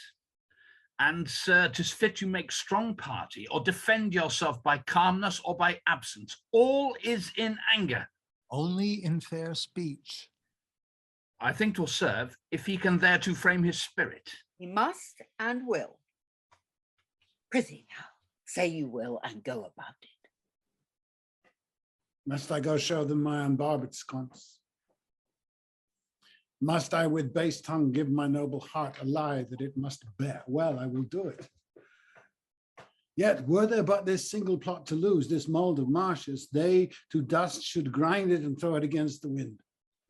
To the marketplace, you have put me now to such a part which never I shall discharge to the life. Come, will prompt you. I pray thee now, sweet son, as thou hast said my praises made thee first a soldier, so to have my praise for this performer part thou hast not done before. Well, I must do it. Away my disposition, and possess me some harlot's spirit, my throat of war be turned, which quired with my drum into a pipe small as an eunuch, or the virgin voice that babies lulls to sleep, the smiles of knaves tent in my cheeks, and schoolboys' tears take up the glasses of my sight. A beggar's tongue make motion through my lips, and my armed knee, who bowed but in my stirrup, bend like his that hath received in arms. I will not do it. Lest I cease to honor mine own truth, and by my body's action teach my mind a most inherent baseness. At thy choice then. To beg of thee, it is my more dishonor than thou of them. Come all to ruin. Let thy mother rather feel thy pride than fear thy dangerous stoutness. For I mock at death with as big heart as thou. Do as thou list. Thy valiantness was mine. Thou suck'st it from me. But oh, thy pride thyself. Pray be content. Mother, I'm going to the marketplace. Chide me no more. I'll mountebank their loves, cog their hearts from them, and come home, beloved of all the trades in Rome. Look, I'm going. Commend me to my wife. I'll return consul, or never trust to what my tongue can do in the way of flattery further. Exit. She exits. Away. The tribunes do attend you. Now, arm yourself to answer mildly, for they are prepared with accusations, as I hear, more strong than are upon you yet. The word is mildly. Pray you let us go. Let them accuse me by invention, I will answer in mine honor. Aye, but mildly. Well, mildly be it then, mildly. They exit. Scene 3, the Forum. Enter Sicinius and Brutus. In this point, charge him home that he affects tyrannical power if he evade us there and force him with his envy to the people, and that the spoil got on the Antietes was ne'er distributed. Enter an Aedile. What, will he come? He's coming. How accompanied? With old Menenius and those senators that always favored him. Have you a catalog of all the voices that we have procured set down by the poll?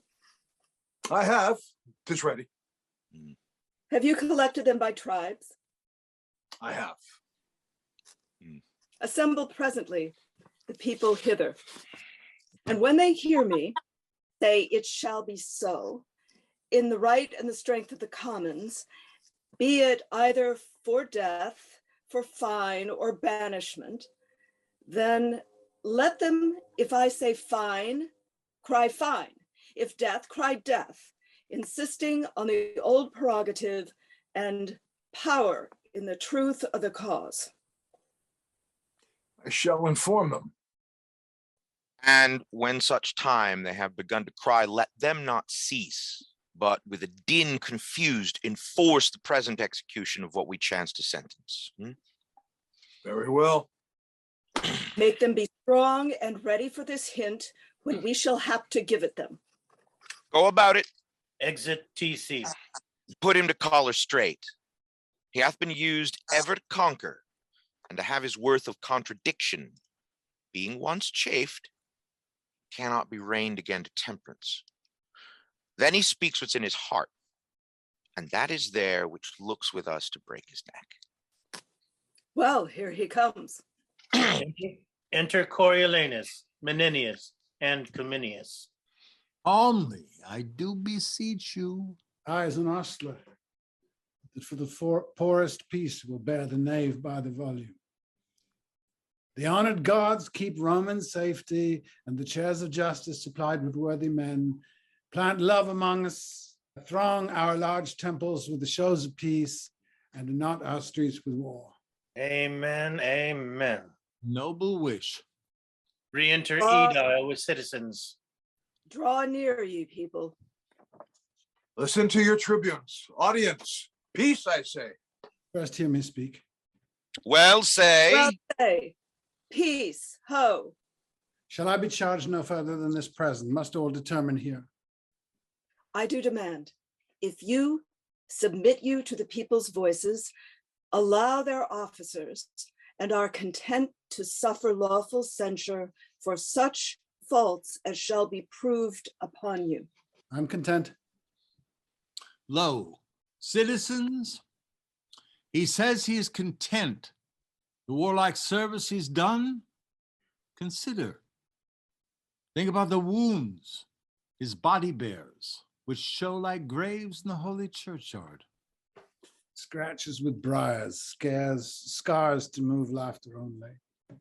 Consider further, when he speaks not like a citizen, you find him like a soldier. Do not take his rougher accents for malicious sounds, but, as I say, such as become a soldier, rather than envy you. Well, no more. What is the matter? That being passed for consul with full voices, I'm so dishonored that the very hour you take it off again. Answer to us. Say then 'tis true, I ought so. We charge you that you have contrived to take from Rome all seasoned office and to wind yourself into a power tyrannical for which you are a traitor to the people. How? Traitor. Nay, temperately, your promise. The fires in the lowest hell fold in the people. Call me their traitor. Thou injurious tribune, within thine eyes set 20,000 deaths. In thy hand clutched as many millions, in thy lying tongue both numbers. I would say thou liest unto thee with a voice as free as I do pray the gods. Mark you this, people. To the rock. To the rock with him. Peace. We need not put new matter to this charge. What you have seen him do and heard him speak, beating your officers, cursing yourselves, opposing laws with strokes, and here defying those whose great power must try him. Even this so criminal and in such capital kind deserves the extremest death. But since he hath served Rome well for Rome. What do you prate of service? I talk of that know it. You? Yes, is this the promise you made your mother? No, I pray you. I know no further. Let them pronounce the steep Tarpeian death, vagabond exile, raying, pent to linger, but with a grain a day. I would not buy their mercy at the price of one fair word, nor check my courage for what they can give, to have with saying good morrow. For that he has, as much as in him lies, from time to time envied against the people, seeking means to pluck away their power, as now at last given hostile strokes, and that not in the presence of dreaded justice, but on the ministers that do distribute it, in the name of the people and in the power of us, the tribunes, we, even from this instant, banish him our city, in peril of precipitation, from off the rock Tarpeian, never more to enter our Rome gates. In the people's name, I say, it shall be so. It shall be so. Shall be so. Let him away. Hear me, my masters, and my common friends. He's sentenced, no more hearing. Let me speak. Now, I have been consul and can show for Rome her enemies' marks upon me. Now, I do love my country's good with a respect more tender, more holy and profound than mine own life, my dear wife's estimate, her womb's increase and treasure of my loins. Then, if I would speak that... We know your drift. Speak what? There's no more to be said, but he is banished.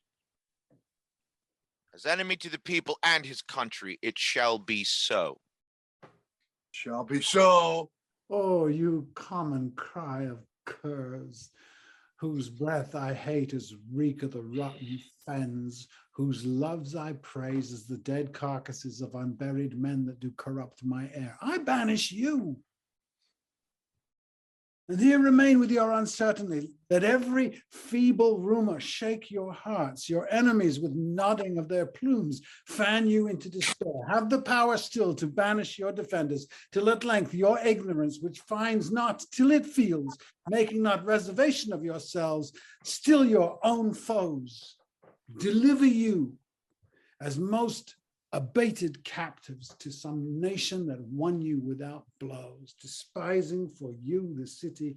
Thus I turn my back. There is a world elsewhere. Exit Coriolanus, Cominius, Menenius. The people's enemy is gone. Our enemy People's is enemy is Our gone. enemy- It's gone. Our enemy is vanished.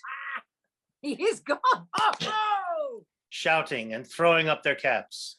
Go. See him out at gates and follow him as he hath followed you, with all despite. Give him deserved vexation. Let a guard attend us throughout the city. Come, come. Let's see him out at the gates. Come. God preserve our noble tribunes. Come. Rome, before a gate of the city. Enter Coriolanus, Volumnia, Menenius, Cominius. Come, leave your tears. A brief farewell, the beast with many heads butts me away. Nay, mother, where is your ancient courage? You were used to say extremity was the trier of spirits, that common chances common men could bear, that when the sea was calm, all boats alike showed mastership in floating, fortune's blows when most struck home, being gentle, wounded a noble cunning. You were used to load me with precepts that would make invincible the heart that conned them. Alaric pestilence. Strike all trades in Rome and occupations perish. What? I shall be loved when I am lacked. Nay, mother, resume that spirit when you were wont to say, if you had been the wife of Hercules, 6 of his labors you would have done and saved your husband so much sweat. Cominius, droop not, adieu, thou old and true Menenius. Thy tears are salter than a younger man's, and venomous to thine eyes. My sometimes general, I have seen thee stern. Thou hast oft beheld hard-heartening spectacles. Tell these sad women 'tis fond to wail inevitable strokes, as 'tis to laugh at them. My mother, you wot well my hazards still have been your solace, and believe not lightly, though I go alone, like to a lonely dragon that his fen makes feared and talked of more than seen. Your son will or exceed the common or be caught with cautelous baits and practice. My first son, whither wilt thou go? Take good Cominius with thee a while. Determine on some course, more than a wild exposture to each chance that starts i' the way before thee. Oh, the gods. I will follow thee a month, devise with thee where thou shalt rest, that thou madest hear of us and we of thee. So if the time thrust forth a cause for thy repeal, we shall not send over the vast world to seek a single man and lose advantage, which doth ever cool in the absence of the needer. Fare ye well. Thou hast years upon me, and thou art too full of the war's surfeits to go rove with one that's yet unbruised. Bring me but out at gate. Come, my sweet wife, my dearest mother, and my friends of noble touch. When I am forth, bid me farewell and smile. I pray ye, come. While I remain above the ground, you shall hear from me still, and never of me aught but what is like me formerly.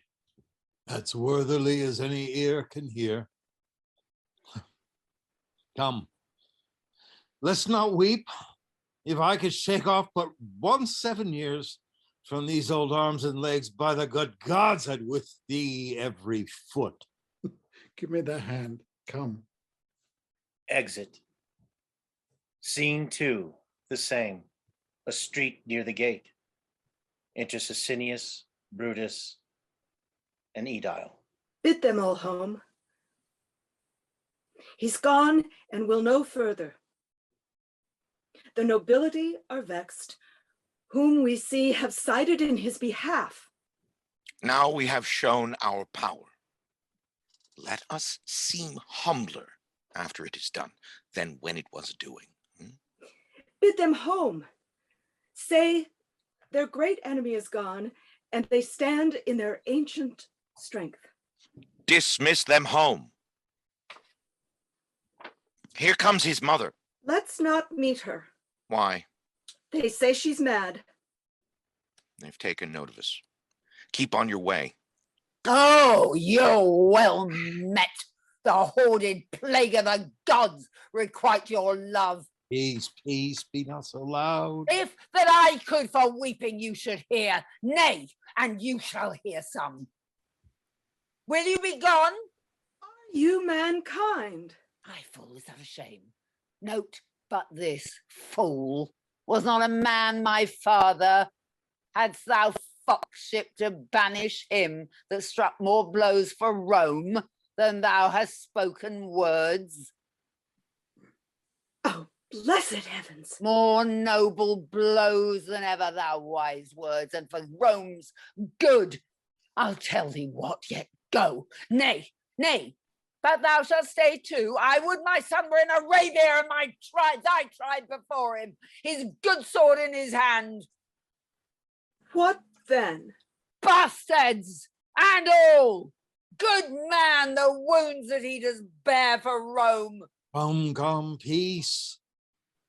I would he had continued to his country as he began, and not unknit himself the noble knot he made. I would he had. I would he had. 'Twas you incensed the rabble, cats that can judge as 50 of his worth as I can of those mysteries which heaven will not have earth to know. Pray let us go.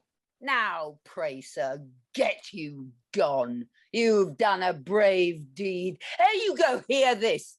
As far as doth the capital exceed, the meanest house in Rome so far, my son, this lady's husband here, this, do you see, whom you have banished, does exceed you all.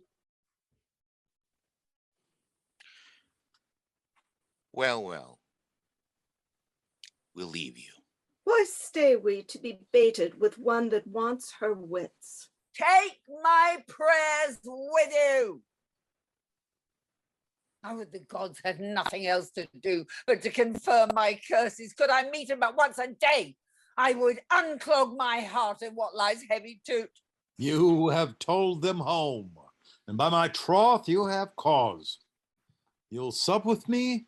Oh, anger's my meat. I sup upon myself, and so shall starve with feeding. Come, Let's go. Leave this faint puling and lament as I do, in anger, Juno-like. Come, come. Fie. Scene 3. A highway between Rome and Antium. Enter a Roman and a Volsci. I know you well, sir, and you know me. Your name, I think, is Adrian. It is so, sir. Truly, I have forgot you. I am a Roman, and my services are as you are against them. Know you me yet? Nicanor, no? The same, sir. You had more beard when I last saw you. But your favor is well approved by your tongue. What's the news in Rome? I have a note from the Volscian state to find you out there. You have well saved me a day's journey. There have been in Rome strange insurrections. The people against the senators, patricians, and nobles. Hath been. Is it ended then? Our state thinks not so. They are in a most warlike preparation and hope to come upon them in the heat of their division. The main blaze of it is past, but a small thing would make it flame again. For the nobles receive so to heart the banishment of the worthy Coriolanus that they are in right aptness to take all power from the people and to pluck from them their tribunes forever. This lies glowing, I can tell you, and is almost mature for the violent breaking out. Coriolanus, banished. Banished, sir. You will be welcome with this intelligence, Nicanor. The day serves well for them now. I have heard it said the fittest time to corrupt a man's wife is when she's fallen out with her husband. Your noble Talus Aufidius will appear well in these wars, his great opposer Coriolanus being now in no request of his country. You cannot choose. I am most fortunate to have thus accidentally to encounter you. You have ended my business, and I will merrily accompany you home.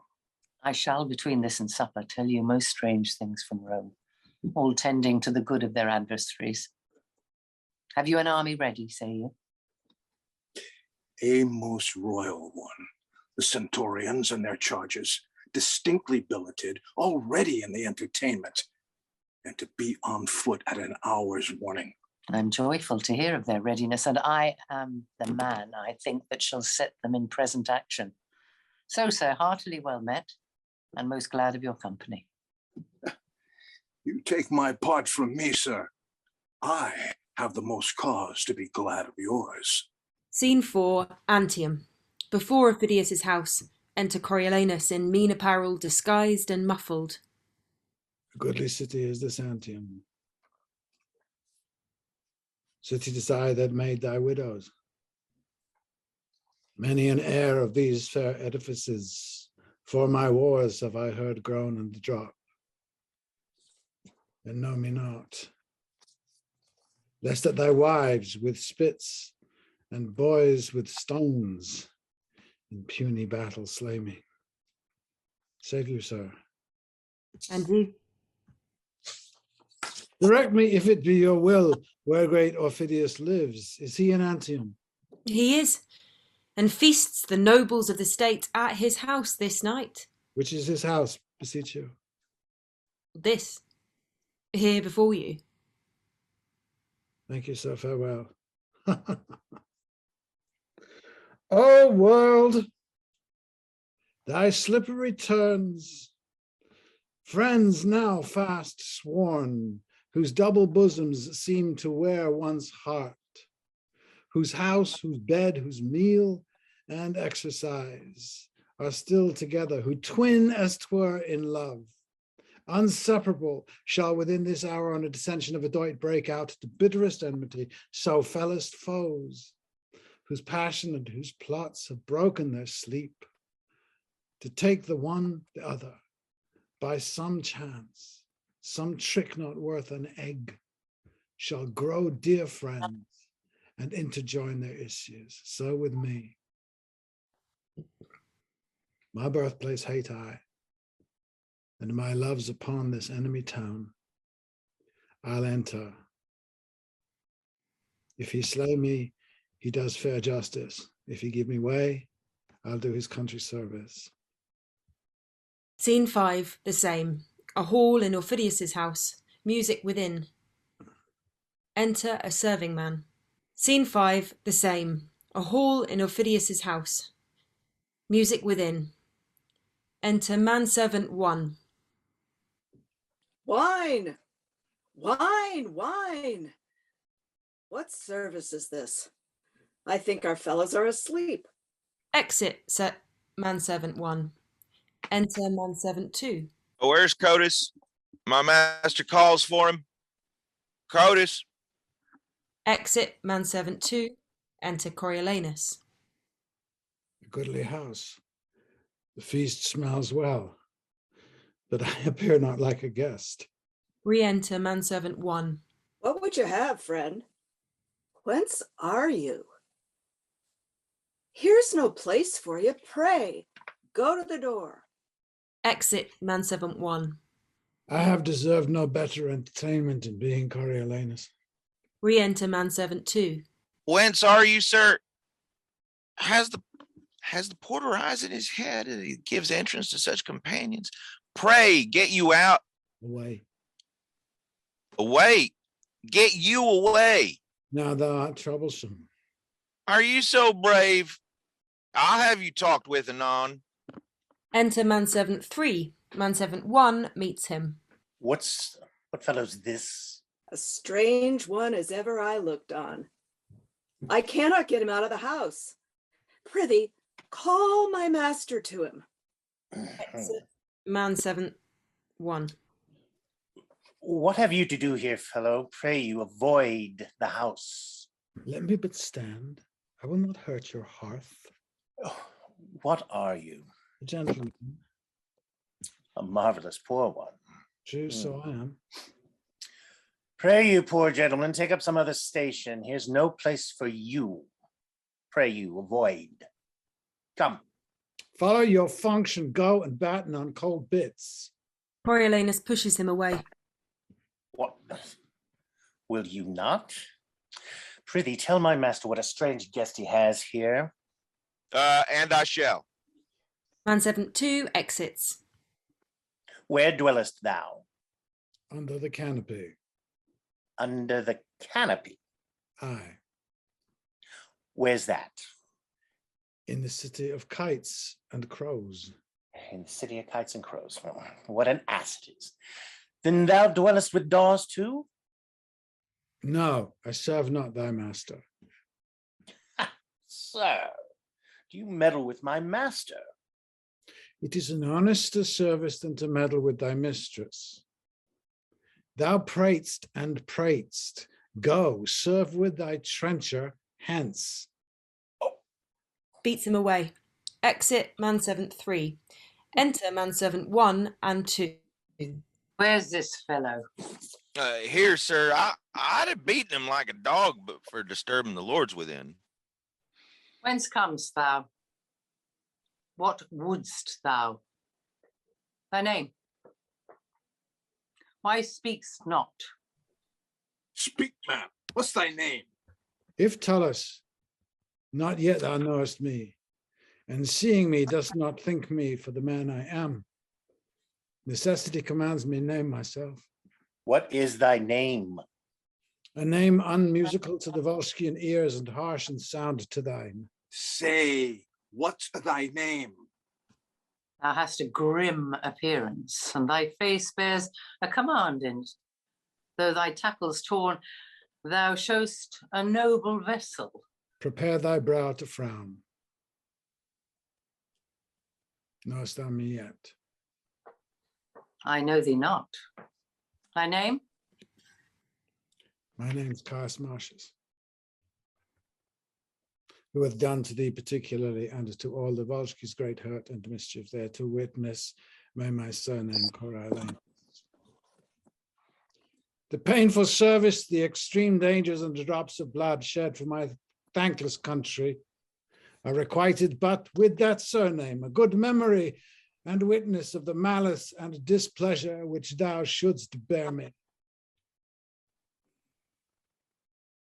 Only that name remains.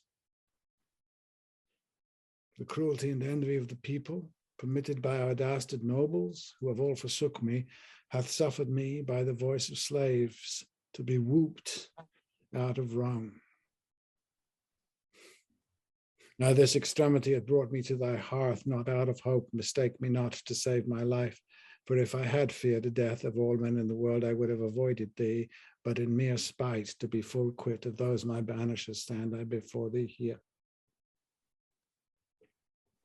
Then if thou hast a heart of wreak in thee, that wilt revenge thine own particular wrongs, and stop those maims of shame seen through thy country, speed thee straight, and to make my misery serve thy turn, so use it, that my revengeful services may prove as benefits to thee, for I will fight against my cankered country with the spleen of all the underfiends.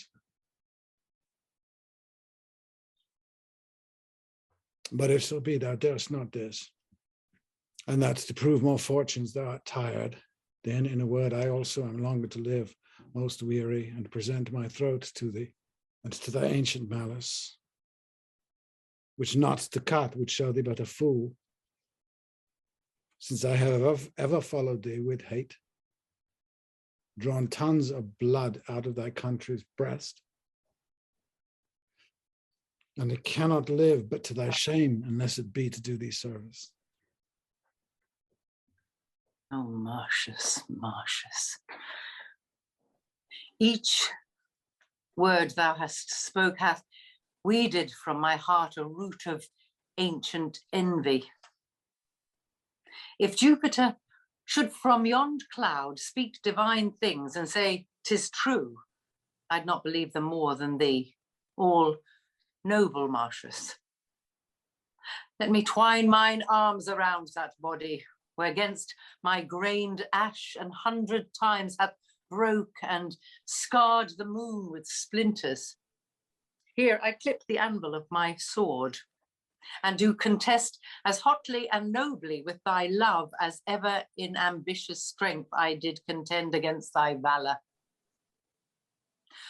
Knowest thou first, I loved the maid I married, never man signed truer breath, but that I see thee here, thou noble thing, more dances my rapt heart than when I first my wedded mistress saw bestride my threshold. Why, thou Mars, I tell thee, we have a power on foot, and I had purpose once more to hew thy target from thy brawn, O lose mine arm fort. Thou hast beat me out 12 several times, and I have nightly since dreamt of encounters twixt myself and thee. We have been together in my sleep, unbuckling helms, fisting each other's throat, and waked half dead with nothing. Worthy Marcius, had we no quarrel else to Rome, but that thou art thence banished, we would muster all from 12 to 70, and pouring war into the bowels of ungrateful Rome, like a bold flood or bear. Oh, come, go in and take our friendly senators by the hands, who now are here, taking their leaves of me, who am prepared against your territories, though not for Rome itself. You bless me, gods. Therefore, most absolute sir, if thou wilt have the leading of thine own revenges, take the 1/2 of my commission and set down, as best thou art experienced, since thou knowest the country's strengths and weakness, thine own ways, whether to knock against the gates of Rome or rudely visit them in parts remote, to fight them ere destroy. But come in. Let me command thee first to those who shall say yea to thy desires. 1,000 welcomes, and more a friend than or an enemy. Yet, Marcius, that was much. Your hand, most welcome. Exit Coriolanus and Aufidius. Manservant 1 and 2 come forward. Here's a strange alteration. By my hand, I had thought to have strucken him with a cudgel, and yet my mind gave me his clothes made a false report of him. What an arm he has. He turned me about with his finger and thumb as one would set up a top. Nay, I knew by his face that there was something in him. He had, sir, a kind of face, methought, I cannot tell how to term it. He had so, as it Mhm. were, would I were hanged, but I thought there was more in him than I could think. So did I. I'll be sworn. He is simply the rarest man in the world. I think he is, but a greater soldier than he you wot on. Who? My master? Nay, it's no matter for that. Worth 6 on him. Nay, not so neither. But I for the greater soldier. Ah, Faith, look you. One cannot tell how to say that. For the defense of a town, our general is excellent. Aye, and for an assault too. Oh, slaves, I can tell you news. News, you rascals. What? What? Yeah, what? Yeah. I would not be a Roman of all nations. I had as lieve be a condemned man. Wherefore? Wherefore? Why, he's here that was wont to thwack our general, Caius Marcius. Why do you say thwack our general? I do not say thwack our general, but he was always good enough for him. Come, we are fellows and friends. He was ever too hard for him. I have heard him say so himself. He was too hard for him directly, to say the troth on't. Before Corioli, he scorched him and notched him like a carbonado. And he had been cannibally given, he might have broiled and eaten him too. But more of thy news. Why, he is so made on here within, as if he was son and heir to Mars, set at upper end of the table, no questions asked by any of the senators, but they stand bald before him. Our general makes himself a mistress of him, sanctifies him with a hand, and turns up at the white of the eyes to his discourse. But the bottom of the news is that our general is cut in the middle, and but one half of what he was yesterday, for the other half by the entreaty and grant of the whole table. He'll go, he says, and sowl the porter of Rome gates by the ears. He will mow all down before him and leave his passage polled. And he's as like to do it as any man I can imagine. Do it. He will do it. For look you, sir, he has as many friends as enemies, which friends, sir, as it were, durst not, look you, sir, show themselves, as we term it, his friends, whilst he's in directitude. Directitude, what's that? But when they shall see, sir, his crest up again, and the man in the blood, they will out of their burrows like conies after rain, and revel all with him. But when goes this forward? Tomorrow, today, presently. You shall have the drums struck up this afternoon. 'Tis, as it were, a parcel of their feast, and to be executed ere they wipe their lips. Ooh, why then we shall have a stirring world again. This peace is nothing but to rust iron, increase tailors, and breed ballad makers. Let me have war, say I. It exceeds peace as far as day does night. It's sprightly, walking, audible, and full of vent. Peace is a very apoplexy, lethargy, mulled, deaf, sleepy, insensible, a getter of more bastard children than war's a destroyer of men. 'Tis so, and as war in some sort may be said to be a ravisher, so it cannot be denied, but peace is a great maker of cuckolds. Aye, and it makes men hate one another. Reason. Because they then less need one another. Mhm. The war's in for my money. I hope to see Romans as cheap as Volscians. They are rising. They're rising. In! Woo! Scene 3. A highway between Rome and Antium. Enter a Roman and a Volsci. I know you well, sir, and you know me. Your name, I think, is Adrian. It is so, sir. Truly, I have forgot you. I am a Roman, and my services are as you are against them. Know you me yet? Nicanor, no? The same, sir? You had more beard when I last saw you. But your favor is well approved by your tongue. What's the news in Rome? I have a note from the Volscian state to find you out there. You have well saved me a day's journey. There hath been in Rome strange insurrections. The people against the senators, patricians, and nobles. Hath been? Is it ended then? Our state thinks not so. They are in a most warlike preparation and hope to come upon them in the heat of their division. The main blaze of it is past, but a small thing would make it flame again. For the nobles receive so to heart the banishment of the worthy Coriolanus, that they are in right aptness to take all power from the people and to pluck from them their tribunes forever. This lies glowing, I can tell you, and is almost mature for the violent breaking out. Coriolanus, banished. Banished, sir.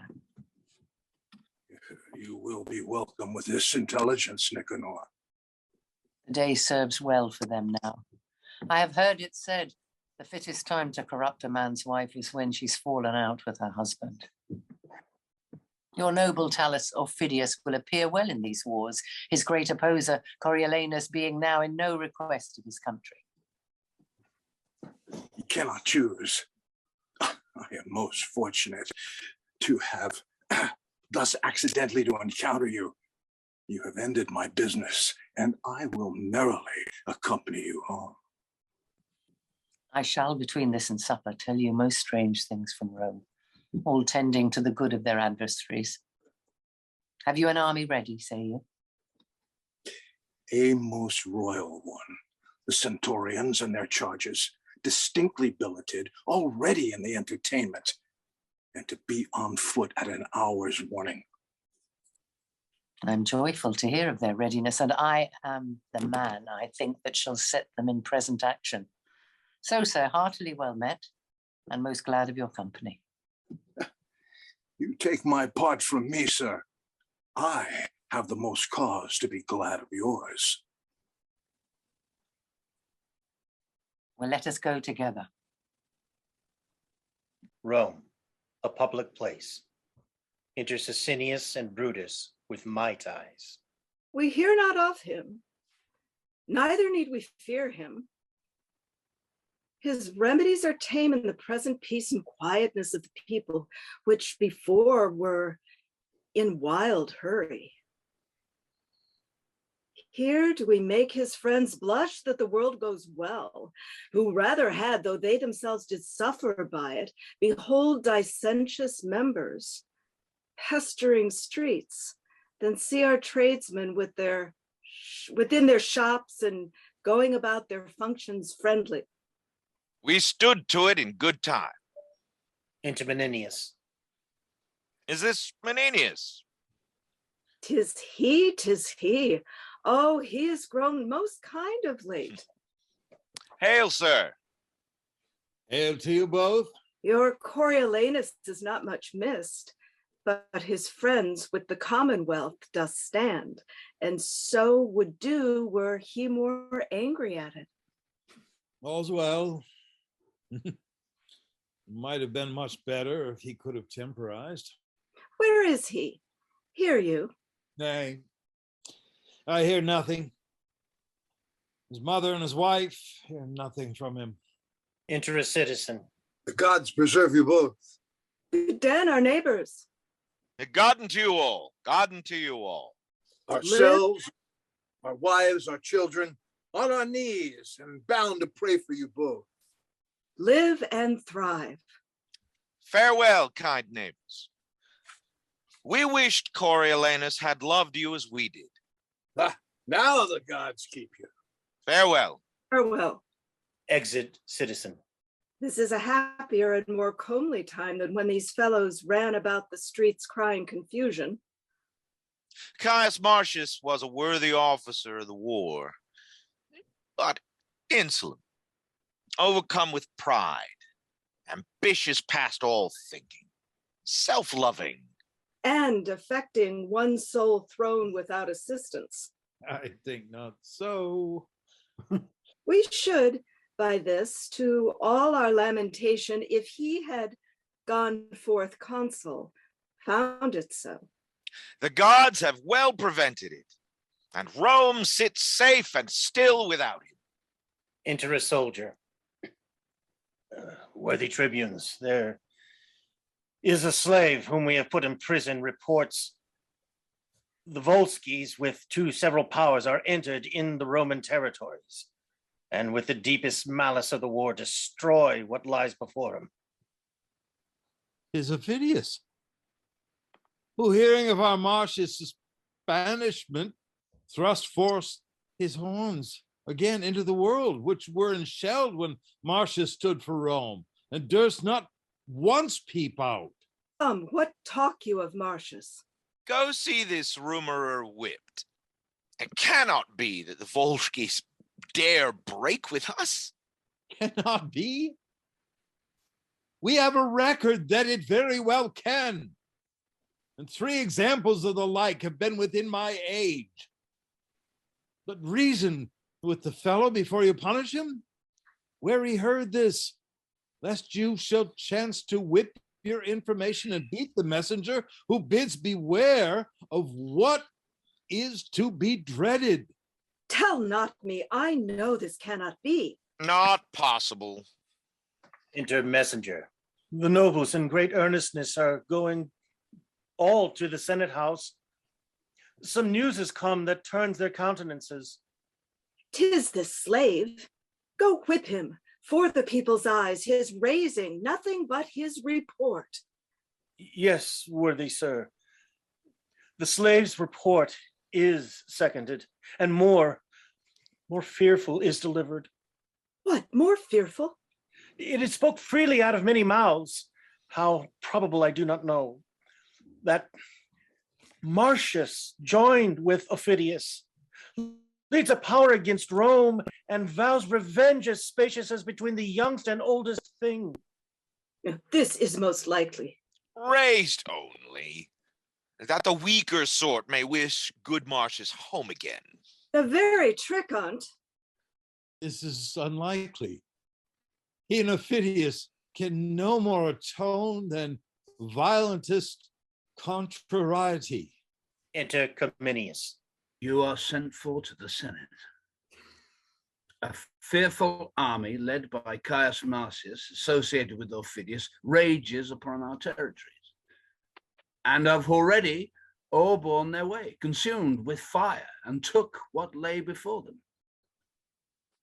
Oh, you have made good work. What news?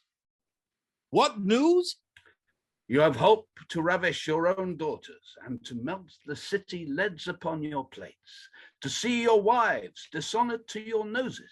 What's the news? What's the news? Your temples burned in their cement, and your franchises whereon you stood confined into the augur's bore. Pray now your news. You have made their work. I fear me, pray your news. If Marcius should be joined with the Volscians, If he is their god, he leads them like a thing made by some other deity than nature that shapes man better. And they follow him against us brats with no less confidence than boys pursuing summer butterflies or butchers killing flies. you have made good work, you and your apron men. You that stood so much upon the voice of occupation and the breath of garlic eaters.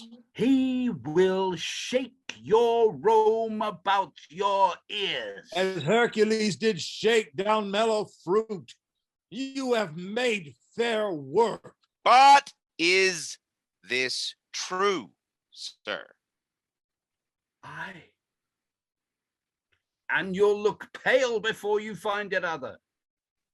All the regions do seemingly revolt, and who resist are mocked for valiant ignorance and perish constant fools. Who is it can blame them? Your enemies and his find something in him. We are all undone, unless the noble man have mercy. Who shall ask it? The tribunes cannot do it for shame. The people deserve such pity of him as the wolf does of the shepherds for his best friends, if they should say, be good to Rome. They charged him even as those should do that deserved his hate, and therein showed like enemies. 'Tis true. If he were putting to my house the brand that should consume it, I have not the face to say, beseech you, cease. You have made fair hands, you and your crafts. You have crafted fair. You have brought a trembling upon Rome such as was never so incapable of help. Say not we brought it. How? Was it we? We loved him, but like beasts and cowardly nobles gave way under your clusters, who did hoot him out of the city. But I fear they will roar him in again. Tullus Aufidius, the second name of men, obeys its points as if he were his officer. Desperation is all the policy, strength and defense that Rome can make against him. Enter a troop of citizens. Here come the clusters, and is Aufidius with him? You or they that made the air unwholesome when you cast your stinking, greasy caps and hooting at Coriolanus exile. Now he's coming, and not a hair upon a soldier's head which will not prove a whip. As many coxcombs as you threw caps up will he tumble down and pay you for your voices. 'Tis no matter. If he could burn us all into one coal, we have deserved it. Faith, we hear fearful news. For my own part, when I said banished, I said 'twas pity. And so did I. And to say the truth, so did very many of us. That we did for the best. And though we willingly consented to his banishment, yet it was against our will. Your goodly things, you voices. You have made good work, you and your cry. Shells to the capital? Oh, aye. What else? Exit Cominius and Menenius. Oh, masters, get you home. Be not dismayed. These are a side that would be glad to have this true which they so seem to fear. Go home and show no sign of fear. The gods be good to us. Come, masters, let's home. I ever said we were in the wrong to banish him. And so did we all. But come, let's home. Exit, citizens. I do not like this news. Nor I. Let's to the capital. Would have my wealth. Would buy this for a lie. Pray let us go. Scene 7. A camp at a small distance from Rome. Enter Aufidius and a second citizen. Do they still fly to the Roman? I do not know which witchcraft is in him, but your soldiers use him as grace before meat. They talk at table and their thanks at end. And you are darkened in this action, sir, even by your own. I cannot help it now, unless by using means I lame the foot of our design. He bears himself more proudly, even to my person, than I thought he would when first I did embrace him. Yet his nature in that's no changeling, and I must excuse what cannot be amended. Yet I wish, sir, I mean for your particular, you had not joined in commission with him, but either had borne the action of yourself, or else to him had left it solely. I understand thee well. And be thou sure, when he shall come to his account, he knows not what I can urge against him. Although it seems, and so he thinks, and is no less apparent to the vulgar eye, that he bears all things fairly, and shows good husbandry for the Volscian state, fights dragon-like, and does achieve as soon as draw his sword, yet he hath left undone that which shall break his neck or hazard mine, whene'er we come to our account.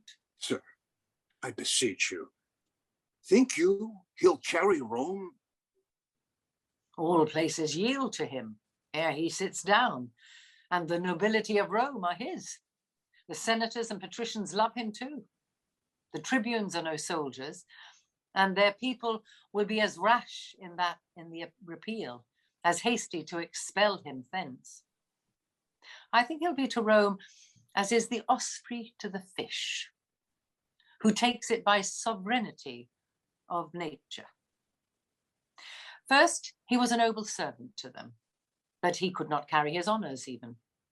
Whether 'twas pride, which out of daily fortune ever taints the happy man, whether defect of judgment, to fail in the disposing of those chances which he was lord of, or whether nature, not to be other than one thing, not moving from the cask to the cushion, but commanding peace, even with the same austerity and garb as he controlled the war. But one of these, as he hath spice of them all, not all, for I dare so far free him, made him feared, so hated and so banished, that he has merit to choke it in the utterance. So our virtues lie in the interpretation of the time, and power unto itself most commendable. Hath not a tomb so evident as a chair to extol what he hath done. One fire drives out one fire, one nail, rights by rights falter, strength by strength do fail. Come, let's away. When Caius, Rome is thine, thou art poorest of all, then shortly art thou mine. Scene 1. Rome, a public place. Enter Menenius, Cominius, Sicinius, Brutus, and others. No. I'll not go. You hear what he hath said, which was sometime his general, who loved him in a most dear particular. He called me father. Well, what of that? Go, you that banished him a mile before his tent. Fall down and knee the way into his mercy. Nay. If he coyed to hear Cominius speak, I'll keep it home. He would not seem to know me. Do you hear? Yet one time he did call me by my name. I urged our old acquaintance and the drops that we have bled together. Coriolanus he would not answer to. forbade all names. He was a kind of nothing, titleless, till he had forged himself a name of the fire of burning Rome. Why so? You have made good work, pair of tribunes that have racked for Rome to make coals cheap. Noble memory. I minded him how royal 'twas to pardon when it was less expected. He replied, it was a bare petition of a state to one whom they had punished. Very well. Could he say less? I offered to awaken his regard for his private friends. His answer to me was that he could not stay to pick them in a pile of noisome musty chaff. He said 'twas folly for one poor grain or two to leave unburnt and still to nose the offense. For one poor grain or two? I am one of those. His mother, his wife, his child, and this brave fellow too. We are the grains. You are the musty chaff. And you are smelt above the moon. We must be burnt for you. Nay, pray be patient. If you refuse your aid in this so never needed help, yet do not upbraids with our distress. But sure, if you would be your country's pleader, your good tongue, more than the instant army we can make, might stop our countrymen. No. I'll not meddle. Pray you, go to him. What should I do? Only make trial what your love can do for Rome towards Marcius. Well, to say that Marcius returned me as Cominius is returned. Unheard? What then? But as a discontented friend, grief shot with his unkindness. Say it be so. Yet your goodwill must have that thanks from Rome after the measure as you intended well. I'll undertake it. I think you'll hear me. Yet to bite his lip and hum at good Cominius much unhearts me. He was not taken well. He had not dined. The veins unfilled, our blood is cold, and then we pout upon the morning and are unapt to give or forgive. But when we have stuffed these conveyances of our blood with wine and feeding, we have suppler souls than in our priest-like fasts. Therefore, I'll watch him till he be dieted to my request, and then I'll set upon him. You know the very road into his kindness and cannot lose your way. Good faith.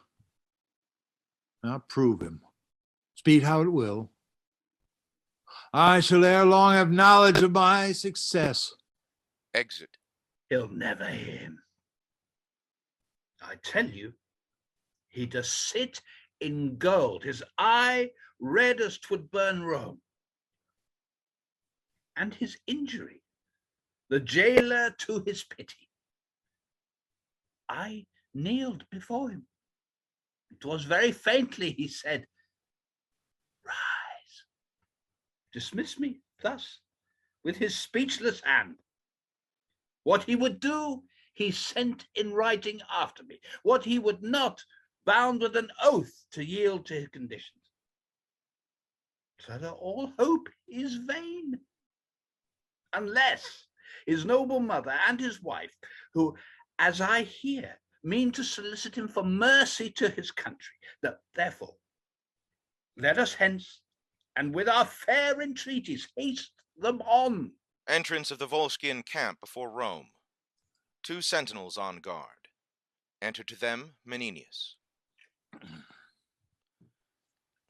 Stay. Whence are you? Stand and go back. You guard like men, 'tis well. But by your leave, I am an officer of state and come to speak with Coriolanus. From whence? From Rome. You may not pass, you must return. Our general will no more hear from thence. You'll see your Rome embraced with fire before you speak with Coriolanus. Good, my friends.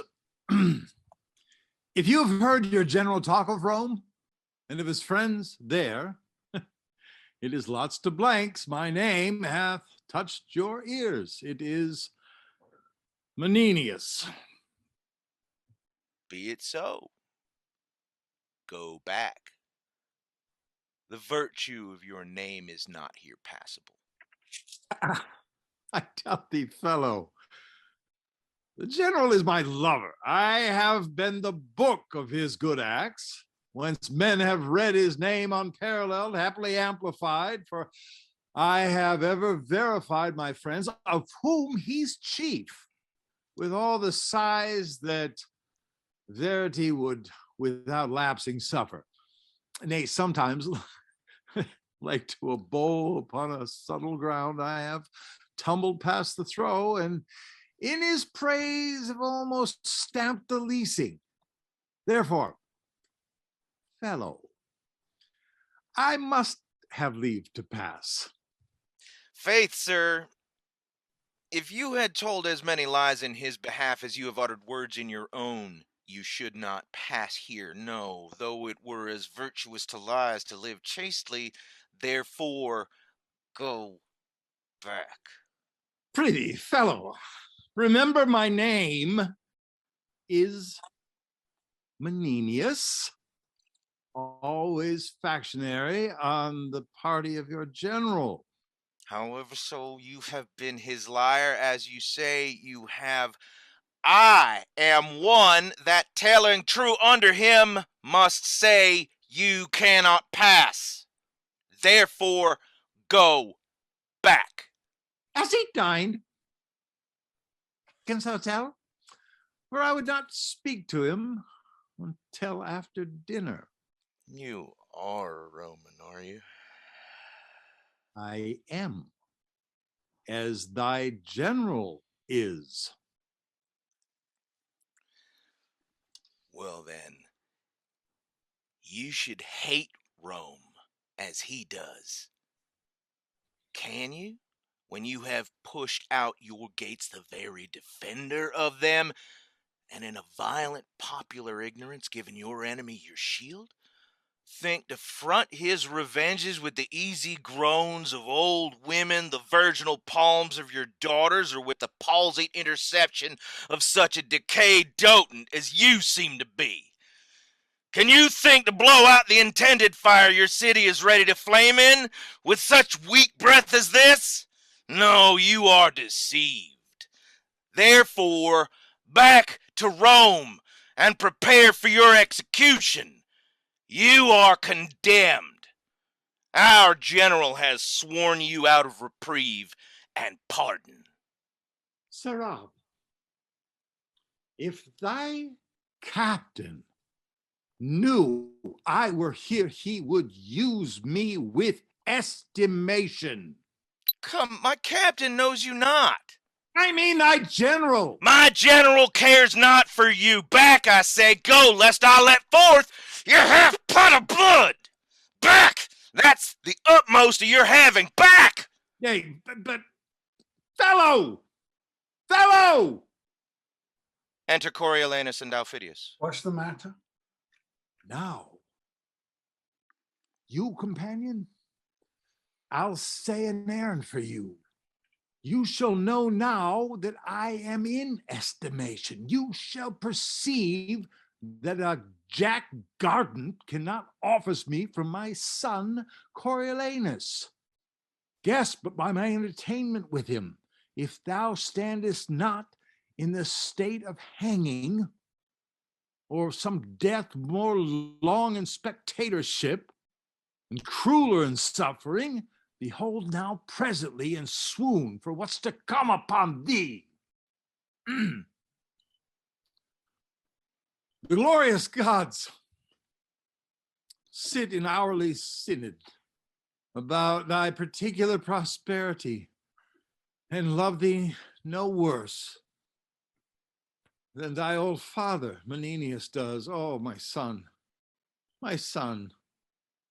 thou art preparing fire for us. Look thee, here's water to quench it. I was hardly moved to come to thee, but being assured none but myself could move thee, I have been blown out of your gates with sighs, and conjure thee to pardon Rome and thy petitionary countrymen. The good gods assuage thy wrath, and turn the dregs of it upon this varlet here, this who like a block hath denied my access to thee. Away. How? Away? Wife, mother, child, I know not. My affairs are servanted to others, though I owe my revenge properly, my remission lies in Volscian breasts. That we have been familiar, ingrate forgetfulness shall poison rather than pity note how much. Therefore, be gone. My ears against your suits are stronger than your gates against my force. Yet for I love thee, take this along, I writ it for thy sake. Gives a letter.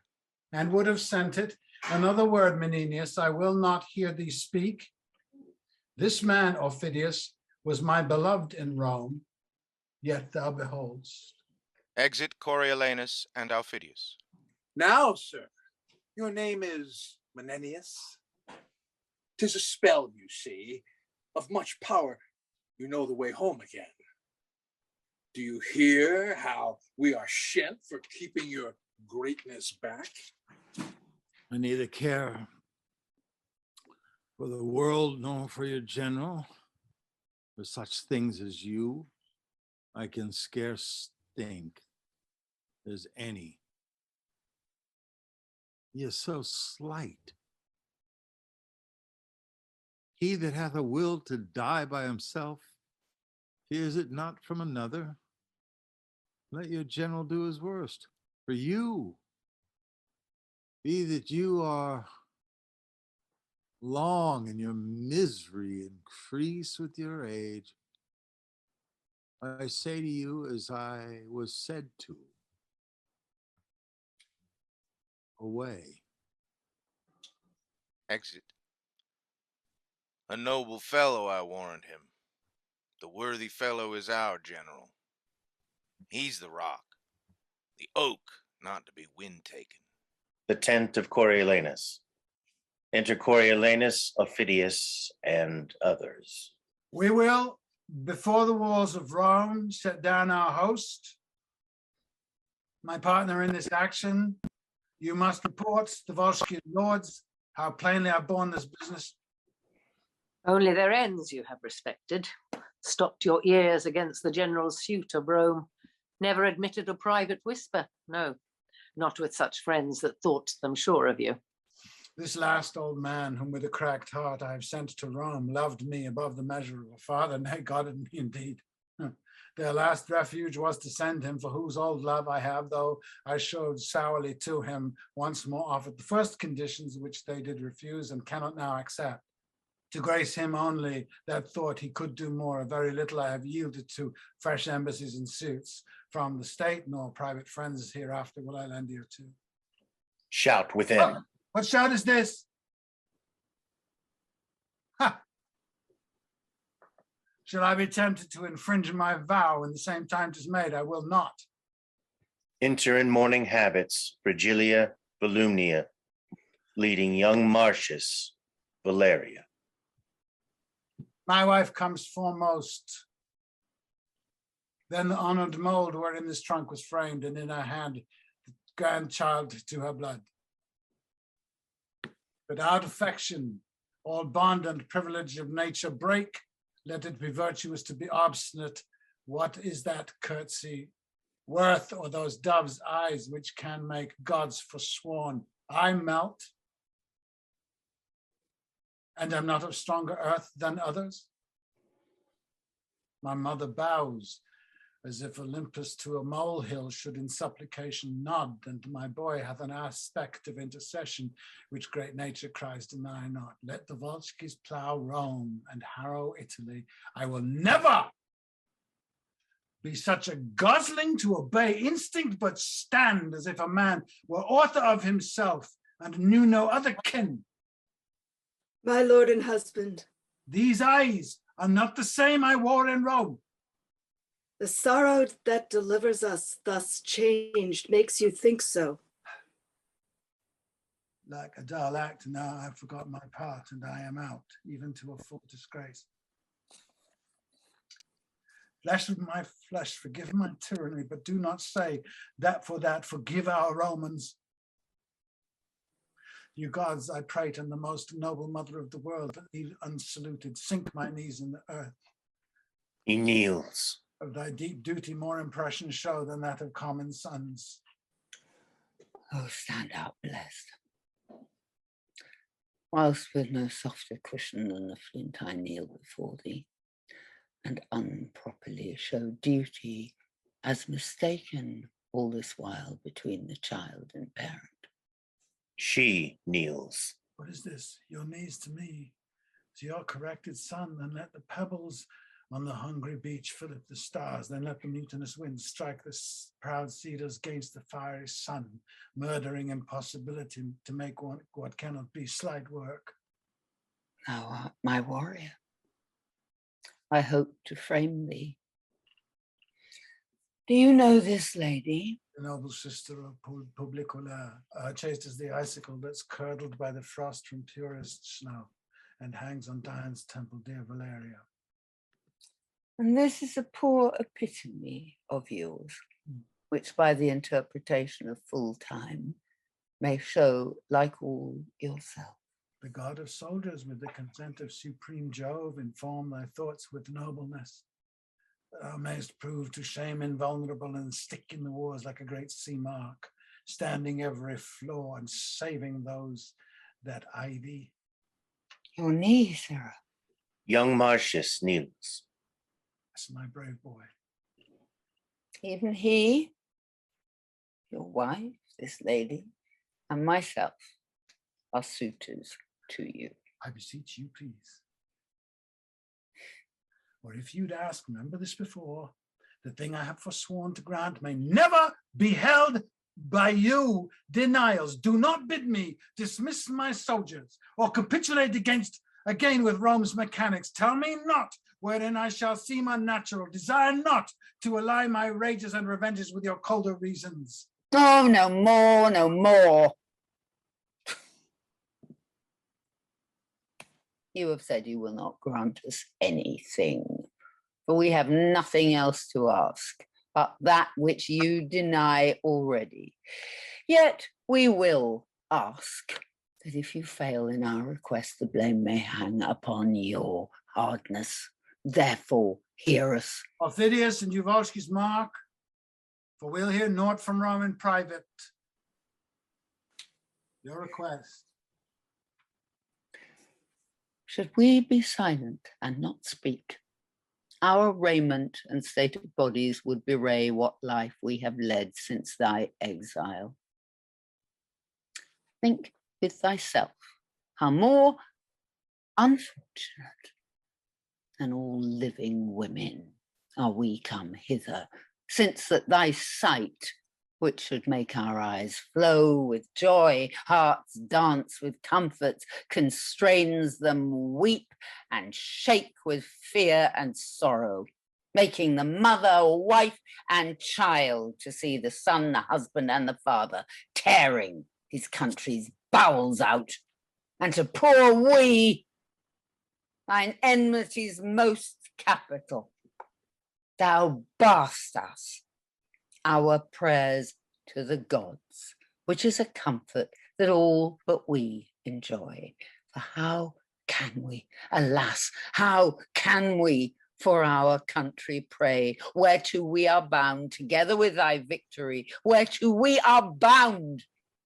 Alack, or we must lose the country, our dear nurse, or else thy person, our comfort in the country.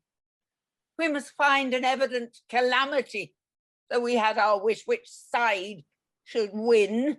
For either thou must, as a foreign recreant, be led with manacles thorough our streets, or else triumphantly tread on thy country's ruin, and bear the pain for having bravely shed thy wife and children's blood. For myself, son, I purpose not to wait on fortune till these wars determine it. If I cannot persuade thee rather to show a noble grace to both parts and seek the end of one, thou shalt no sooner march to assault thy country than to tread, trustitute, thou shalt not, on thy mother's womb that brought thee to this world. I and mine that brought you forth this boy to keep your name living to time. Shall not tread on me. I'll run away till I am bigger, but then I'll fight. Not if a woman's tenderness to be requires no child, no woman's face to see. I have sat too long. Oh, nay, go not from us thus. If it was so that our request did tend to save the Romans, thereby to destroy the Volsces whom you serve, you might condemn us as poisonous of your honor. No, our suit is that you reconcile them. While the Volsces may say, this mercy we have showed, the Romans, this we received, and each in either side give thee all hail to thee and cry, be blessed for making up this peace. Thou knowest, great son, the end of war's uncertain, but this certain, that if thou conquer Rome, the benefit which thou shalt thereby reap is such a name whose repetition will be dogged with curses, whose chronicles thus writ, the man was noble, but with his last attempt he wiped it out, destroyed his country, and his name remains to the ensuing age abhorred. Speak to me, son. Thou hast affected the fine strains of honor to imitate the graces of the gods, to tear with thunder the wide cheeks of the air, and yet to charge thy sulphur with a bolt that should but rive an oak. Why dost not speak? Thinkst thou it honorable for a noble man still to remember wrongs? Daughter, speak you. He cares not for your weeping. Speak thou, boy. Perhaps thy childishness will move him more than can our reasons. There's no man in the world more bound to his mother. Yet here he lets me prate like one of the stops.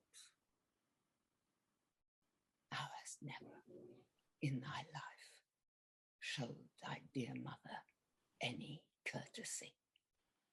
When she, poor hen, fond of no second brood, has clucked thee to the wars and safely home, loaden with honour.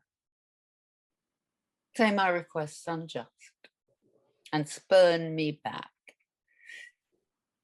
But if it be not so, thou art not honest. He turns away. Down, ladies, let us shame him with our knees. To his surname Coriolanus longs more pride than pity to our prayers.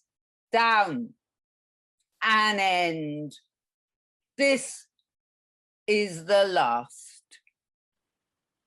So we will home to Rome and die among our neighbours.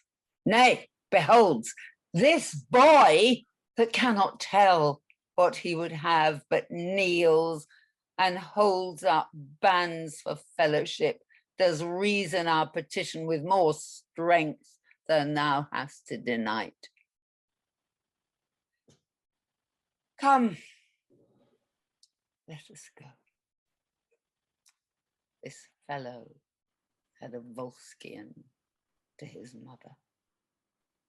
His wife is in Coriolis, and his child, like him, by chance. Yet give us our dispatch. I'm hushed until our city be afire. And then I'll speak a little. He holds her by the hand, silent. Oh, mother, mother, what have you done? Behold, the heavens do ope, the gods look down, and this unnatural scene they laugh at. Oh, my mother, mother. Oh, you have won a happy victory to Rome, but for your son, believe it, or believe it, most dangerously you have with him prevailed, and if not, most mortal to him. But let it come. Aufidius, though I cannot make true wars, I'll frame convenient peace. Now, good Aufidius, were you in my stead, would you have heard a mother less, or granted less, Aufidius? I was moved withal. I dare be sworn you were, and sir, it is no little thing to make mine eyes to sweat compassion, but good sir, what peace you'll make, advise me. For my part, I'll not to Rome, I'll back with you, and stand to me in this cause. Oh, mother, wife. I'm glad thou hast set thy mercy and thy honour at difference in thee. Out of that I'll work myself a form of fortune. The ladies make signs to Coriolanus. Aye, by and by, but we will drink together, and you shall bear a better witness back than words which we, unlike conditions, will have countersealed. Come, enter with us, ladies. You deserve to have a temple built you. All the swords in Italy and her confederate arms could not have made this peace. A public place. Enter Menenius and Sicinius. See you yon corner of the Capitol, yon cornerstone? Aye, what of that? If it be possible for you to displace it with your little finger, there is some hope the ladies of Rome, especially his mother, may prevail with him. But I say there is no hope in it. Our throats are sentenced and stay upon execution. Is it possible that so short a time can alter the condition of a man? There's difference between a grub and a butterfly. Yet your butterfly was a grub. As Marcius has grown from a man to dragon. He has wings. He's more than a creeping thing. He loved his mother dearly. So did he me. And he no more remembers his mother now than an 8-year-old horse. The tartness of his face sours ripe grapes. When he walks, he moves like an engine. The ground shrinks before his treading. He is able to pierce a corslet with his eye. Talks like a knell, and his hum is a battery. He sits in his state as a thing made for Alexander. What he bids be done is finished with his bidding. He wants nothing of a god but eternity and a heaven to throne in. Yes, mercy, if you report him truly. I paint him in the character. Mark what mercy his mother shall bring from him. There's no more mercy in him than there is milk in a male tiger. That shall our poor city find, and all this is long of you. The gods be good unto us. No. In such a case, the gods will not be good unto us. When we banished him, we respected not them, and he returning to break our necks, they respect not us. Enter a messenger.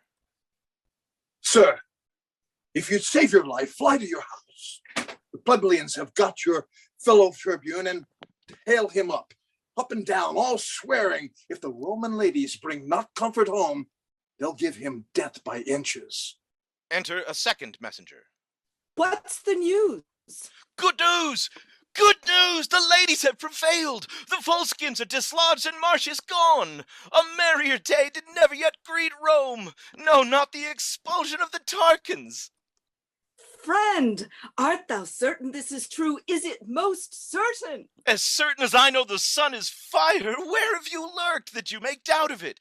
Ne'er through an arch so hurried the blown tide as the recomforted through the gates. Why, hark you! Trumpets, hautboys, drumbeats, all together. The trumpets, sackbuts, psalteries, and fifes, tabors, and cymbals, and the shouting Romans. Make the sun dance! Hark you! A shout within. This is good news. Thou go meet the ladies. This Volumnia is worth of consuls, senators, patricians, a city full, of tribunes such as you, a sea and a land full. And you have prayed well today. This morning for 10,000 of your throats, I'd not have given a doit. Hark, see how they joy. Music still, with shouts. First, the gods bless you for your tidings. Next, accept my thankfulness. Sir, we have all great cause to give great thanks. They are near the city. Almost at point to enter. We will meet them and help the joy. Exunt. Scene 5, the same. A street near the gate. Enter Menenius with Volumnia, Virgilia, Valeria passing over the stage, followed by patricians and others. Behold our patroness, the life of Rome. Call all your tribes together, praise the gods, and make triumphant fires, strew flowers before them. Unshout the noise that banished Marcius. Repeal him with the welcome of his mother. Cry welcome, ladies, welcome! Welcome, ladies, welcome! Antium, a public place. Enter Tullus Aufidius with attendants. Go tell the lords of the city I am here. Deliver them this paper. Having read it, bid them repair to the marketplace, where I even in theirs and in the commons' ears will vouch the truth of it. Him I accuse the city ports by this hath entered, and intends to appear before the people, hoping to purge himself with words. Dispatch. Exeunt attendants.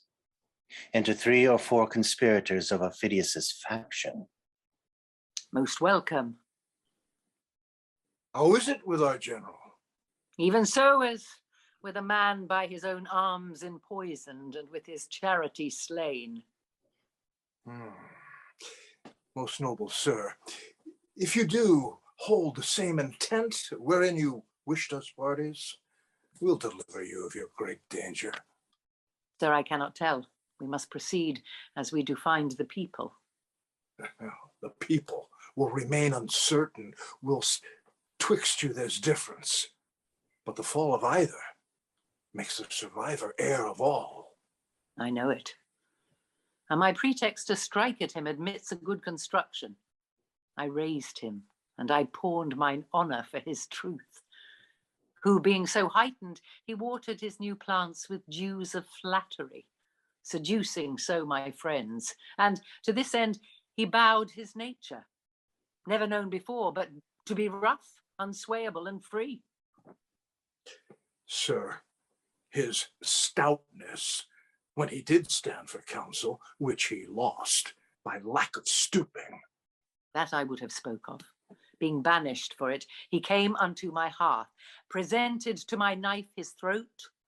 I took him, made him joint servant with me, gave him way in all his own desires. Nay, let him choose out of my files his projects to accomplish, my best and freshest men. Served his designments in mine own person, holp to reap the fame which he did end all his. and took some pride to do myself this wrong, till at the last I seemed his follower, not partner, and he waged me with his countenance as if I had been mercenary. So he did, my lord. The army marveled at it. And in the last, when he had carried Rome, and that we looked for no less spoil than glory. There was it, from which my sinew shall be stretched upon him. At a few drops of woman's rheum, which are as cheap as lies, he sold the blood and labour of our great action. Therefore he shall die, and I'll renew me in his fall. But hark! Drums and trumpets sound with great shouts of the people. Your native town, you entered like a post and had no welcomes home. But he returns, splitting the air with noise. And patient fools, whose children he hath slain, their base throats tear with giving him glory. Therefore, at your vantage, ere he express himself, or move the people with words, let him feel your sword. We will second it. When he lies along, after your way, his tale pronounced shall bury his reasons with his body. Say no more. Here comes the lords. Enter the lords of the city. You are most welcome home. I have not deserved it, but worthy lords, have you with heed pursued what I have written to you? We have, and grieve to heart what faults he made before the last, I think might have found easy fines.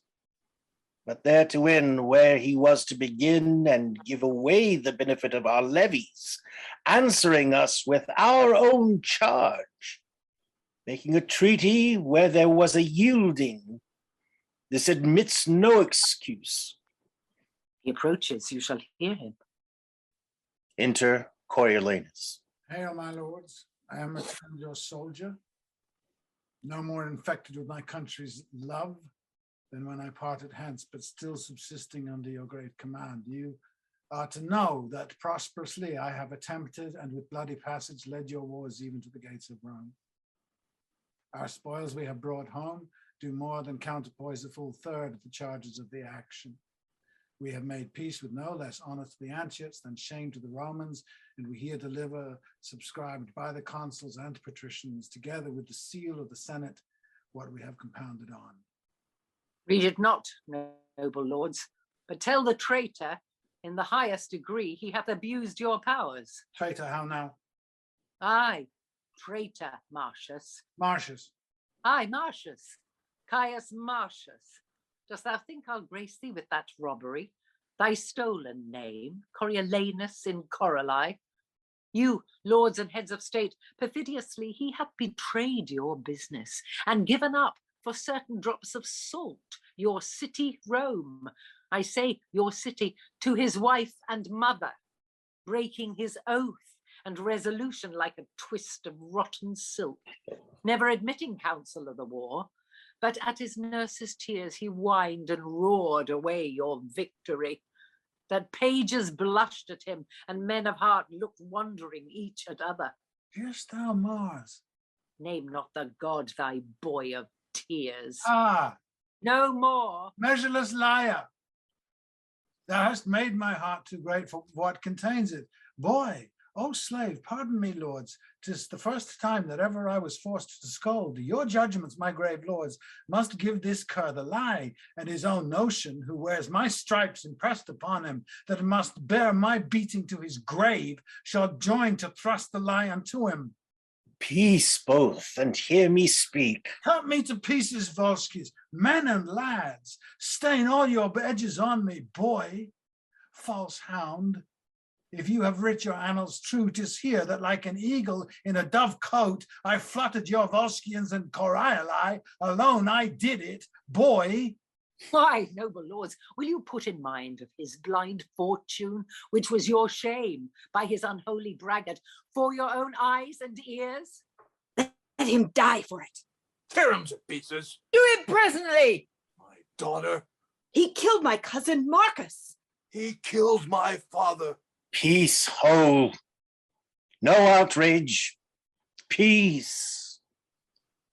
The man is noble, and his fame folds in this orb of the earth. His last offenses to us shall have judicious hearing. Stand, Ophidius, and trouble not the peace. Oh, that I had it with 6 Ophidiuses or more, his tribe to use my lawful sword. Insolent villain. Kill, kill, kill, kill, kill, Kill him. kill him. Kill him. The conspirators draw and kill Coriolanus. Ophidius stands on his body. Hold, hold, hold, hold. My noble masters, hear me speak. O Tullus, thou hast done a deed whereat valor will weep. Tread not upon him. Masters all, be quiet. Put up your swords. My lords, when you shall know, as in this rage provoked by him, you cannot the great danger which this man's life did owe you, you'll rejoice that he is thus cut off. Please it your honors to call me your senate. I'll deliver myself your loyal servant, or endure your heaviest censure. Bear from hence his body, and mourn you for him. Let him be regarded as the most noble course that ever herald did follow to his urn. His own impatience takes from Ophidius a great part of blame. Let's make the best of it.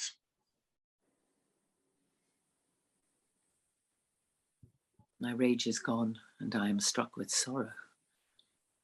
Take him up. Help 3 of the chiefest soldiers. I'll be one. Beat thou the drum, that it speak mournfully. Trail your steel pikes.